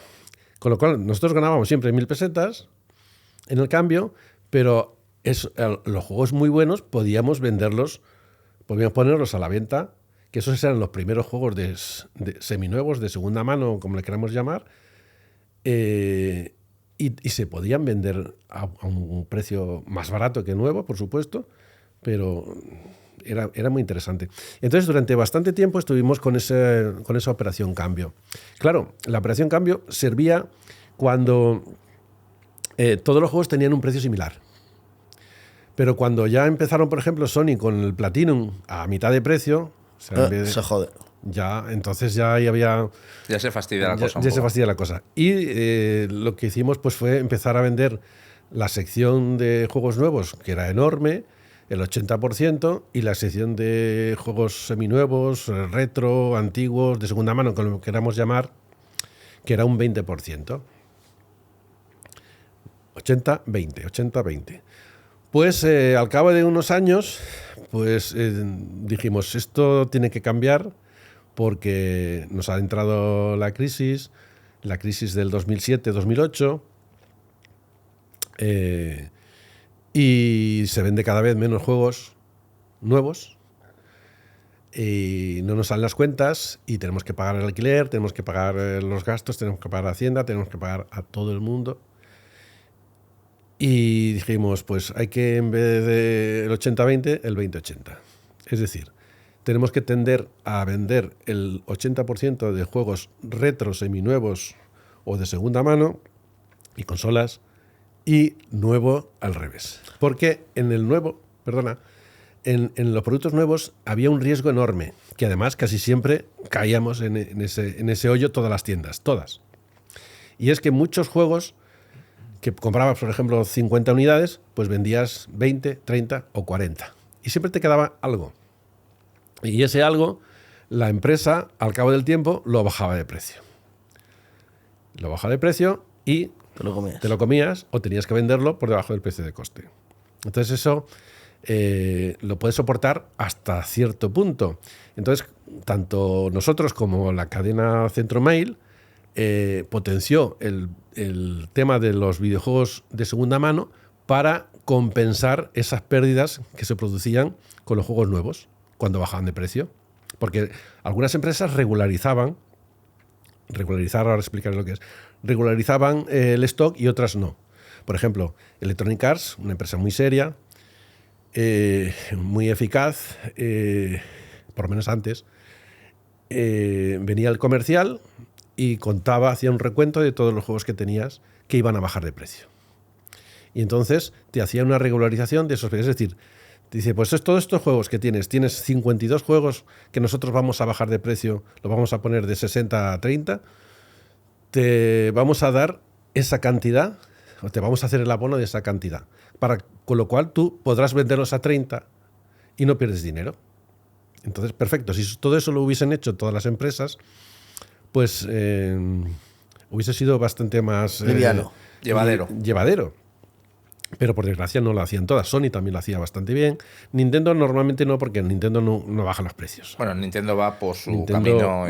No baja los precios y hace bien, porque el usuario de Nintendo le da valor. Considera que ha comprado su precio al precio justo. El usuario de Sony pues se compra a 80 euros el Ragnarok y al cabo de 2 meses lo tiene a 40 y en otras empresas mucho antes, ¿no? De hecho, a mí me está pasando. A lo mejor con PlayStation 5 sale un juego, yo digo, me espero 6 meses, me da igual. O sea, y si lo haces con todos, te estás ahorrando más de la mitad. Si te esperas después, a lo mejor a ofertas, pues mucho más. Claro. ¿Quién pierde? El que tiene el FOMO de tener el juego el mismo día del lanzamiento o incluso el día de antes. El día 1, que se suele llamar, sí. Ese es el que más dinero se gasta. Y es el que sale perdiendo. Pero bueno, también es la inmediatez, el hecho de que es lo que es el primero que está jugando. Yo lo tengo, yo ya he jugado, me lo he pasado en 6 horas. Exactamente. Bueno, no comete spoilers. En el cine pasa lo mismo. Si quieres una película, pues vas a verla. Te da igual que dentro de un mes esté en una plataforma y puedas verla de manera gratuita o pagando la cuota. Sí, igual. Lo que pasa es que el cine pues te cuesta 10 euros y un videojuego te cuesta 70 o 80. Está claro. O sea, básicamente el cambiar del 80-20, 20-80 es a nivel estratégico por no quedarnos pillados con el tema sobre todo de stock que no corresponde, porque mueves de otra forma diferente el stock. Sí, y también por el margen, porque mueves el stock, pero también por el margen. En un juego de segunda mano es prácticamente imposible perder dinero si lo haces bien. Claro. Porque la tendencia es a que no bajen de precio. De momento. Sin embargo, los juegos nuevos siempre tienen que bajar de precio. Tardarán 1 año, tardarán 6 meses, tardarán 6 días, pero siempre baja de precio. No hay ningún juego que suba de precio después del lanzamiento. O sea, fue una jugada maestra. Quiero decir, el ir pivotando hacia ahí. Correcto. Fue una muy buena decisión. Bueno, fue buena decisión, no maestra, pero era una jugada de supervivencia. Eso entre 2008 y 2013. Claro. Entonces, entre el 2008 y el 2013, pues tuvimos que tener también una reestructuración de personal. O sea, estábamos mi hermano y yo y dijimos, uno de los dos tiene que buscar trabajo. Bueno, nos pusimos los dos a buscar trabajo. Yo tenía muchos contactos en el sector del videojuego, pero precisamente el sector del videojuego estaba en crisis. Entonces, ni como comercial, ni como KEACON, ni como nada, no había forma de entrar en el sector del videojuego y mi hermano entró rápidamente en el sector de las peluquerías, o sea, de los productos de belleza, de peluquerías. Se hizo comercial, Y ahí está, ahora ya es algo más que comercial, en una empresa. Lleva ya 13 años. Y yo me quedé solo. Me quedé solo en la tienda. Solo significa pues 6 días a la semana, trabajar 6 días a la semana, librar los domingos, no poder, con perdón de la expresión, no poder ni ir a mear. O sea, solo es solo. Solo es solo. Madre mía. Solo es solo. Y durante 3 años sin cobrar ningún sueldo. ¿Por qué? Porque había que pagar, en primer lugar, a los proveedores, había que tener dinero para poder comprar artículos de segunda mano, artículos retro, artículos usados, y para poder pagar el alquiler y demás. Entonces, el sueldo era lo último que se tenía que cobrar. Y bueno, la verdad es que se quedó sin cobrar. O sea, hay 3 años en la contabilidad de la empresa en la que yo no he cobrado nada, pero ahí se ha quedado. Bueno, pero esto es un tip muy importante para la gente que quiera emprender, porque claro, el sacrificio del emprendedor, del empresario, el hecho de crees en tu idea, en tu trabajo, en tu valor, de tu producto, de tu imagen de marca y tirar millas aunque esté pasando hambre, entre comillas. Y cómo tienes que irte adaptando a cada una situación. O sea, en este caso 2 crisis importantes, una de ellas sin cobrar y que es a lo que te expones. O sea, es que la mayoría de veces tendemos a también idealizar ¿no? Y hay que ver todo lo que se pasa. O sea, y que la gente dice, no, el empresario, qué cabrón, no. 3 años sin cobrar. O sea, sí, ahí entra la constancia por un lado y el creer en un proyecto. Creer en un proyecto. Y pelearlo. Pelearlo. Porque tú puedes creer que si no peleas pues esto estás es una crisis. La resiliencia fue absoluta. Una crisis nunca puede continuar siendo crisis. Llega un momento en que deja de ser crisis. Y se puede convertir en oportunidad. Se puede convertir en oportunidad, sobre todo porque hay muchas tiendas que cierran. Correcto. Y el que se queda, aunque sufra, cuando ya remonte poco a poco, pues mucho entonces más. Puede triunfar. Puede triunfar o no, pero hay una posibilidad. Si cierras, desde luego no tienes ninguna posibilidad. Pero eso también eso es peligroso. O sea, a veces que hay que saber cerrar a tiempo. O sea, por ejemplo, cuando la construcción, o sea, mucha gente intentó y ahí los arrasaron, ¿no? Se quedaron endeudados hasta las trancas. Y otros que supieron salir a tiempo, gracias a Dios, pues se mantuvieron, entre comillas. Claro, si dependían de créditos de los bancos, desde luego ahí estabas jodido. Muy, muy jodido. Nosotros teníamos también crédito con los bancos, teníamos una línea de crédito. Con la línea de crédito, que solamente pagas los intereses de lo que consumes, por ejemplo, necesitábamos comprar una cantidad importante de PlayStation 3 y utilizábamos ese crédito y entonces el banco, CaixaBank en este caso, pues nos cobraba el interés de lo que en ese momento teníamos consumido. Cuando ya la cuenta nuestra subía en el banco, pues el crédito ese se paralizaba y ya no pagabas nada, ¿no? Pues incluso dijimos, bueno, vamos a quitar la línea de crédito y vamos a solamente comprar con el dinero que tenemos. Entonces, lo que comentabas antes del músculo económico me hace gracia, porque en ese momento no teníamos ni un duro. Claro, esto para poner en precedentes, porque la gente no ha estado en la comida comiéndonos esa... ¿Te ha gustado el arroz, no? El arroz estaba bueno. Muchísimo, muchísimo. Lo comentó David Bosca, ¿no? Me has comentado lo de... Es que Canadian tiene mucho músculo económico, ¿no? Mucho poderío. Y también una frase célebre que se hizo tuya de es que Canadian puede comprarlo todo. Sí. Se hizo viral en el sector. Puede comprarlo todo. Puede comprarlo todo, pero no al mismo tiempo. Claro. No al mismo tiempo. Poco a poco. Luego si procede, comentaremos algo de las compras. Claro, sí. Después entramos. Bueno, pues Canadian no tenía ni un duro y yo tampoco. Yo tampoco tenía ni un duro. Yo tenía un proceso de separación y lo que conlleva, ¿no? O sea, anímicamente tenías que estar derrotado. Sí, no deprimido, pero sí. Pero sí que tenía la constancia de perseverar y decir, bueno, esto tiene que acabarse y llegar a un punto en que se acabe. Y cuando estábamos a punto de cerrar, porque mi actual pareja me decía, tienes que cerrar, mi hermano incluso decía, tienes que cerrar, porque me veían sufrir, ¿no? Pues en ese momento me pegan otro soplo y me dice, oye, que va a cerrar Games... El topo. GameStop. Otro topo. Luis tiene contactos de topos. Sí. Va a cerrar GameStop. El GameStop donde yo trabajo va a cerrar.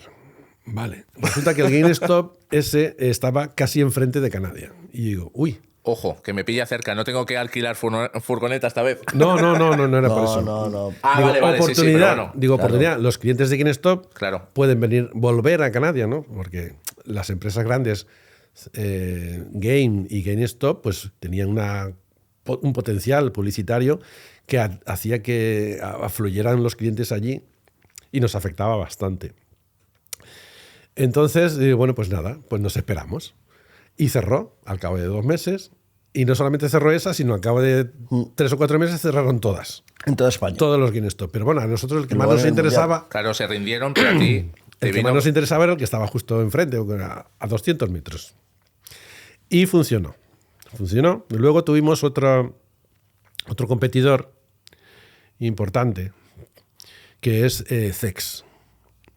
La cadena CEX decide montar una tienda en medio de Canadian y de GameStop. ¿Es competidor o hay una sinergia entre CEX y...? Las dos cosas. Las dos cosas. La sinergia se produce en todos los negocios donde hay negocios parecidos, por ejemplo, restaurantes. Una zona donde montan un restaurante y montan 4 o 5 restaurantes más, por ejemplo, donde hemos estado, pues hay una sinergia y todos pueden, si lo hacen más o menos bien, pueden coexistir. Bueno, pues lo que quería CEX, según un topo que teníamos en CEX, a ver, lo bueno es que prácticamente todos sois jugadores, coleccionistas y demás. Y entonces, pues lógicamente todos sois clientes de Canadian. Y el cariño. Bueno, las dos cosas. Claro. Porque si te cae mal, no le dices nada. No, eso es verdad. No tendrías topos. Dices, que se jodan. Eso. Que también los hay. Bueno, pues entonces, según eso, que puede ser verdad o no, pero lo que nos contaron, dice, es que quiere hundir o una o a otra. O sea, que cierre una o a otra. Y digo, pues ya está. Pues cerró la más grande. La más grande era que era GameStop. Y entonces llegó el tema, bueno, pues ahora tenemos que competir contra CEX. Vale. Y CEX, que eso ya todas las tiendas de España ya lo han aprendido, tiene una cosa muy buena, tanto para los clientes como para las demás tiendas. Y digo las demás tiendas, pues Cash Converter, B-Market, Claro. En Efectivo, todas las tiendas que venden de todo y demás, pero que también venden videojuegos, tiene una página web impresionante, donde te pone el precio de compra y el precio de venta. El compra de intercambio, el precio de... Y en cada vez que digo, ostras, pues esto, nosotros tenemos una base de datos, pero es que esto está actualizadísimo y es fácil empezar una estrategia contra esto. Vale. Yo soy jugador de ajedrez, si queréis podéis comentar algo al respecto. Muy bien. Pues entonces siempre hay que buscar una estrategia. Cuando tienes un rival, un oponente, un contrincante, siempre tienes que buscar una estrategia y ir... Dos pasos por delante. Y claro, o por lo menos intentar atajar lo que ellos tienen de fuerte, ¿no? Entonces dijimos, pues muy fácil. De aquí hay que comprar hay que comprar más caro. O sea, tenemos que pagar más que CEX y vender más barato que CEX. ¿Vale? Importante. Entonces, había un margen, y sigue habiendo, ahora hay más margen todavía. Había un margen de decir, bueno, pues oye, si compran a 24 y yo puedo comprar a 26, y si venden a 50 yo puedo vender a 48, pues de 26 a 48 hay un margen bueno, ¿vale? Y entonces empezamos con esto. Empezamos con eso, a machacar. Y bueno, no solamente consultábamos la de CEX, que era la más cercana, sino también la de Game y la de otros comercios y demás. Y empezó a funcionar y nos llegaban muchos juegos buenos. Y claro, al llegar muchos juegos buenos, pues teníamos mucho stock bueno. Y la gente cuando venía a los dos sitios, venía a CEX y venía a Canadian. Y entonces miraban, consultaban, veían, comparaban precios y iban y venían y al final, ¡pum!, compraban en un sitio o en otro. Pero eso se va corriendo la voz. Se va corriendo la voz y la gente dice, oye, pues en Canadian hay mucho stock de PlayStation 2, por ejemplo.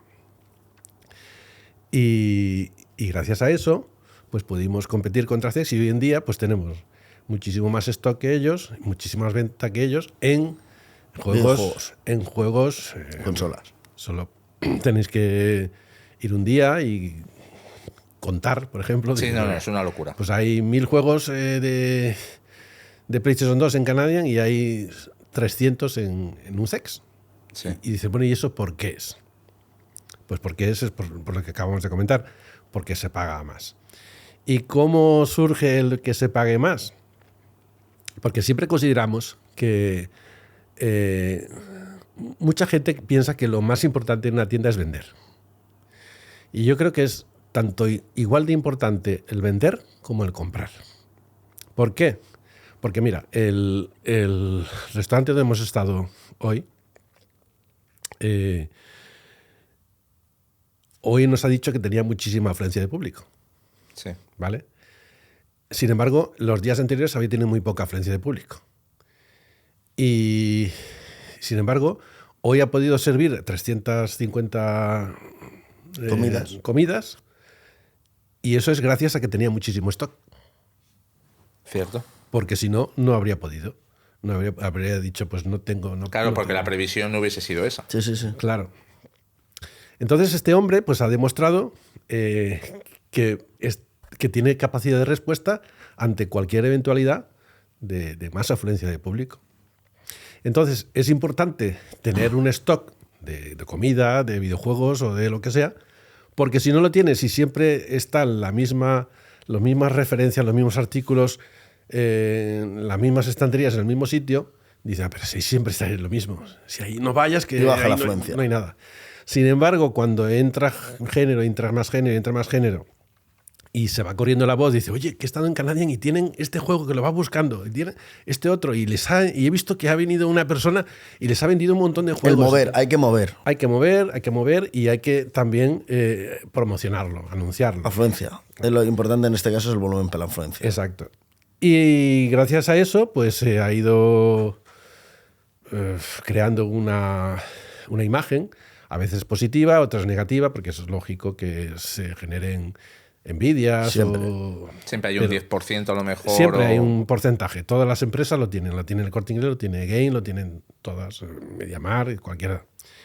Pero bueno, hay que seguir y hay que pensar hay que volcarse en los propios clientes, no en los que nunca te van a comprar o los que tienen algún resquemor o algún odio por cualquier otra circunstancia o de lo que sea. Eso nos lo has dicho muchos creadores de contenido. No me puedo centrar en las críticas, yo tengo que mirar por el general, no me puedo hundir por un comentario negativo. Claro, aparte que tampoco, a lo mejor si intentas convencer a la persona que te hace comentarios negativos, a lo mejor no consigues nada. Claro.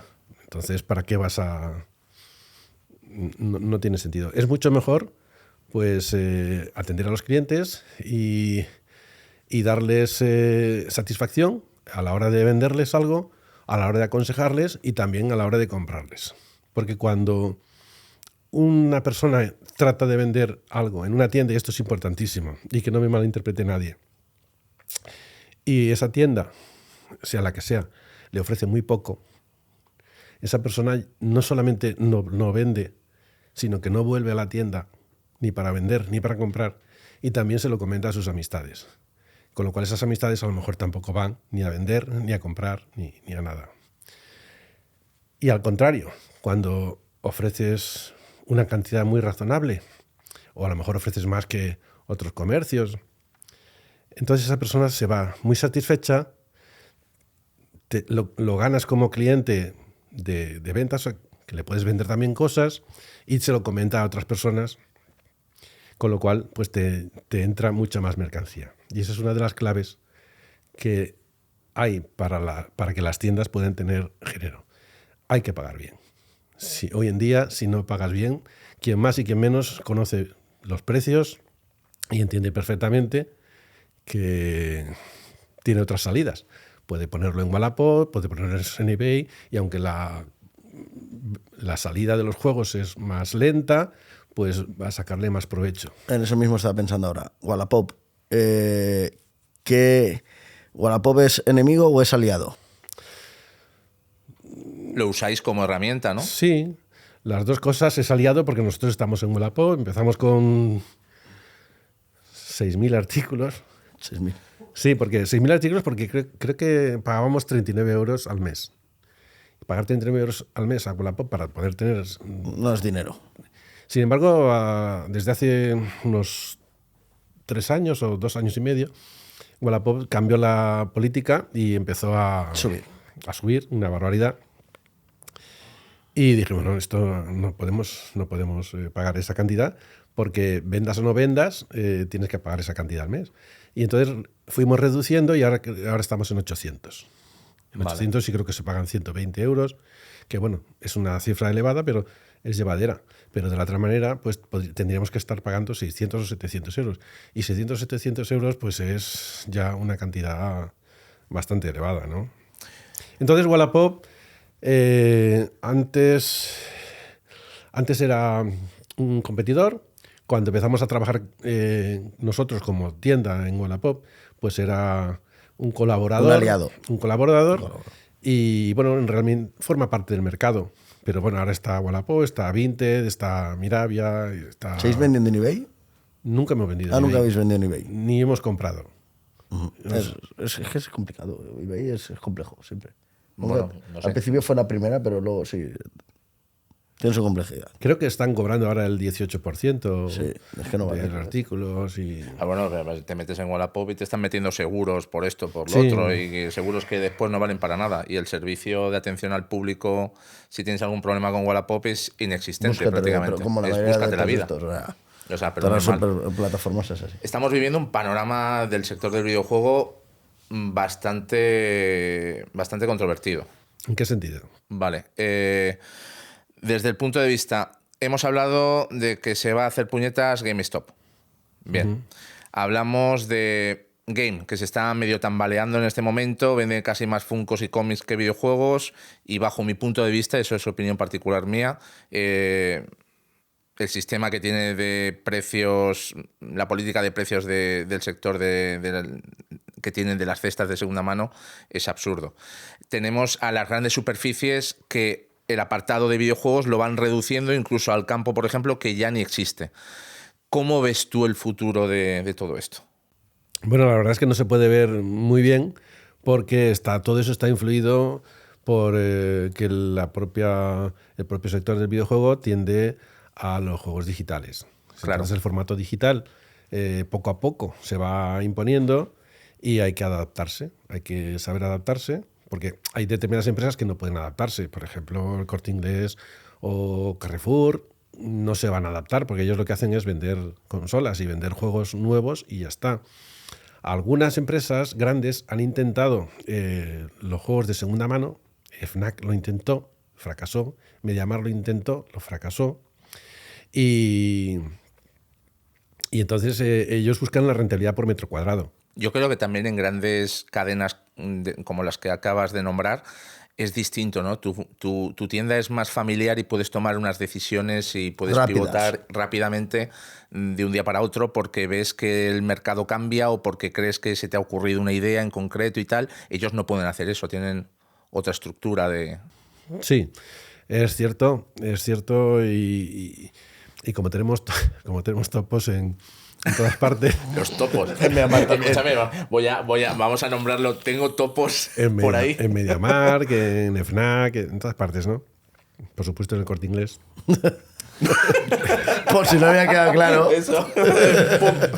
Bueno, pues a ver, están muy atados y a veces un vendedor que entiende del tema y entiende bastante hace una sugerencia y esa sugerencia no se escucha. Claro. No, esto. Y entonces ese ya no hace ninguna sugerencia más. Y dice, pues ¿para qué? Que les den, ¿no? Es triste, pero se debería hacer más caso a la gente que está de cara al público, que es la que más entiende. Claro. La que más entiende de la filosofía del cliente. La que ve las necesidades y los que ven la problemática la problemática, qué es lo que piden, qué es lo que necesitan. Pero no se le hace caso. Por desgracia, es así. ¿Crees que el modo de cómo funciona la tienda podría volver a cambiar en un futuro? Bueno, la tienda, si te refieres a las tiendas o a Canadian. A Canadian. Vale, si te refieres a Canadian, está en constante evolución. Te vas amoldando es a lo que... como los Pokémon, ¿no? Que van evolucionando. Iba a decir como el Pro Evolution, pero Evolution ya no evoluciona. No. Y el PC Fútbol no lo tocamos. El PC Fútbol... PC Fútbol no lo toquemos, no. Ni en Super Sega tampoco. Tampoco. Bueno, ya has tocado ahí. Es una pena, ¿eh? Porque Super Sega la idea es muy Sí, buena. la idea era, pero bueno. No vamos a hablar de No eso. vamos a meternos ahí. Ya no sé lo que iba a decir. Porque eso... Bueno, vamos a reorientar un poco la conversación. Vale. El tema digital. Voy a poner un ejemplo. Mi hijo tiene 6 años a día de hoy. Bien, en el momento de la grabación de este podcast, pues está loco con los videojuegos. Pero ¿a qué está jugando? ¿Qué me pide jugar? Al Booby Life, al Fortnite aún no empezado, Minecraft. al Minecraft, al Fall Guys. Bien, ¿por qué? Porque juego online, son juegos desde el punto de vista de videojuegos como servicio, no tanto como... Y cuando sale en concreto el Astrobot, él, que era un loquito del robotito del Playroom, que es el juego, para el que no lo sepa, lo sabrá todo el mundo, que es un juego para poner la sinapsis del mando de PlayStation 5 que viene en memoria en la propia consola, para ponerlo a prueba y ver todo lo que puede hacer y tal el mando. Y ese juego pues tiene un éxito y sale una segunda parte en físico y en digital. Cuando lo compro en físico, mi hijo se enfada conmigo. Me dice que no, que lo quiere en digital, porque a lo mejor tiene el disco del Sackboy, por ejemplo, lo tiene ahí puesto, que es un juego que jugamos toda la familia juntos con 3 o 4 mandos, y mi hijo lo quiere digital porque no se quiere complicar y le parece una chorrada tenerlo ahí y quiere el digital. O sea, la fuerza de la nueva generación que viene... Pero también ahí es... Tú piensas que tu hijo el sentimiento de nostalgia no lo tiene. No lo tiene. Y es lo que mueve lo físico. Lo físico lo mueve el sentimiento de nostalgia. Un chiquillo de 5, 6, 8, 10 años. Pero me refiero que ya vienen con otra mentalidad. Es distinto. El Fortnite no es un juego que tú puedas tener en una estantería. No, es un juego como un servicio online. Pues que el día de mañana pues ya no existirá. No podrás jugar al Fortnite dentro de 30 años, posiblemente. O a lo mejor en servidores piratas o lo que sea, pero como de forma oficial. Y está viniendo con esa mentalidad. Él te coge un cartucho y te lo sopla, porque me ha visto a mí. Pero dice que, bueno, que es una tontería. Yo, papi, lo quiero aquí, rápido, al pie, por así decirlo. Es así, nosotros le llamamos la generación Fortnite, y no despectivamente, sino una realidad. Lo que están viviendo. Y es lo que están viviendo.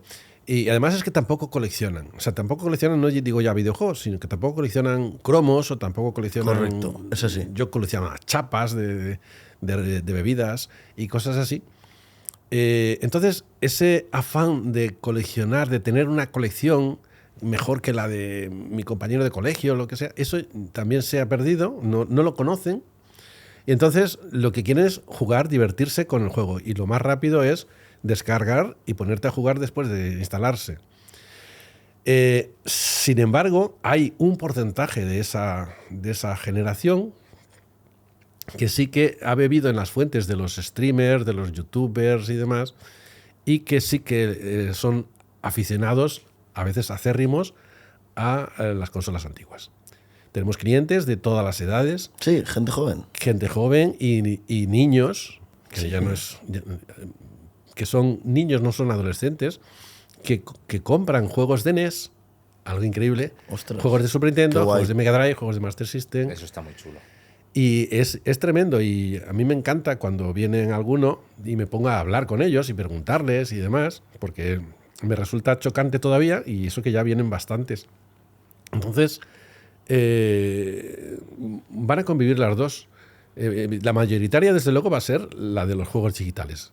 Aman los juegos digitales porque es la inmediatez y porque lo tienen directamente y demás. Pero hay otros que no, que consiguen obtener placer adquiriendo un juego y mirándolo, buscando que estén las instrucciones, que esté todo el disco no esté rayado, y metiéndolo en la consola y disfrutando de ella como antiguamente se hacía, ¿no? Así que pienso que en un futuro, pues cuando esa generación Fortnite ya haya crecido, dentro de 5 o 10 años, pues la tendencia va a ser que el retro será cada vez más nicho, pero que no decrecerá los usuarios ni los coleccionistas, pero sino que se mantendrá. Nos estamos yendo, por lo que dices, un poco a un coleccionismo más de élite, más de nicho, como tú acabas de comentar. ¿Eso puede sostener una tienda como Canadia? ¿No tiene fecha de caducidad, tú crees? Bueno, ojo, yo creo que las tiendas de videojuegos no todas desaparecerán, pero a lo mejor ¿Un coleccionismo desaparecerán. suficiente como para que sostenga eso? Un coleccionista, hombre, un coleccionista no, pero un porcentaje de coleccionistas sí. Si la tienda se mueve en toda España o en toda Europa o en todo el mundo, puede subsistir porque siempre habrá clientes que quieran tener determinados juegos o determinadas consolas. Los precios son salvajes en estos momentos. Sí, los precios, por desgracia, son salvajes, tanto para quien los compra como para las tiendas que compran para luego vender, que también son salvajes. Pregunta fatídica, te la tengo que hacer.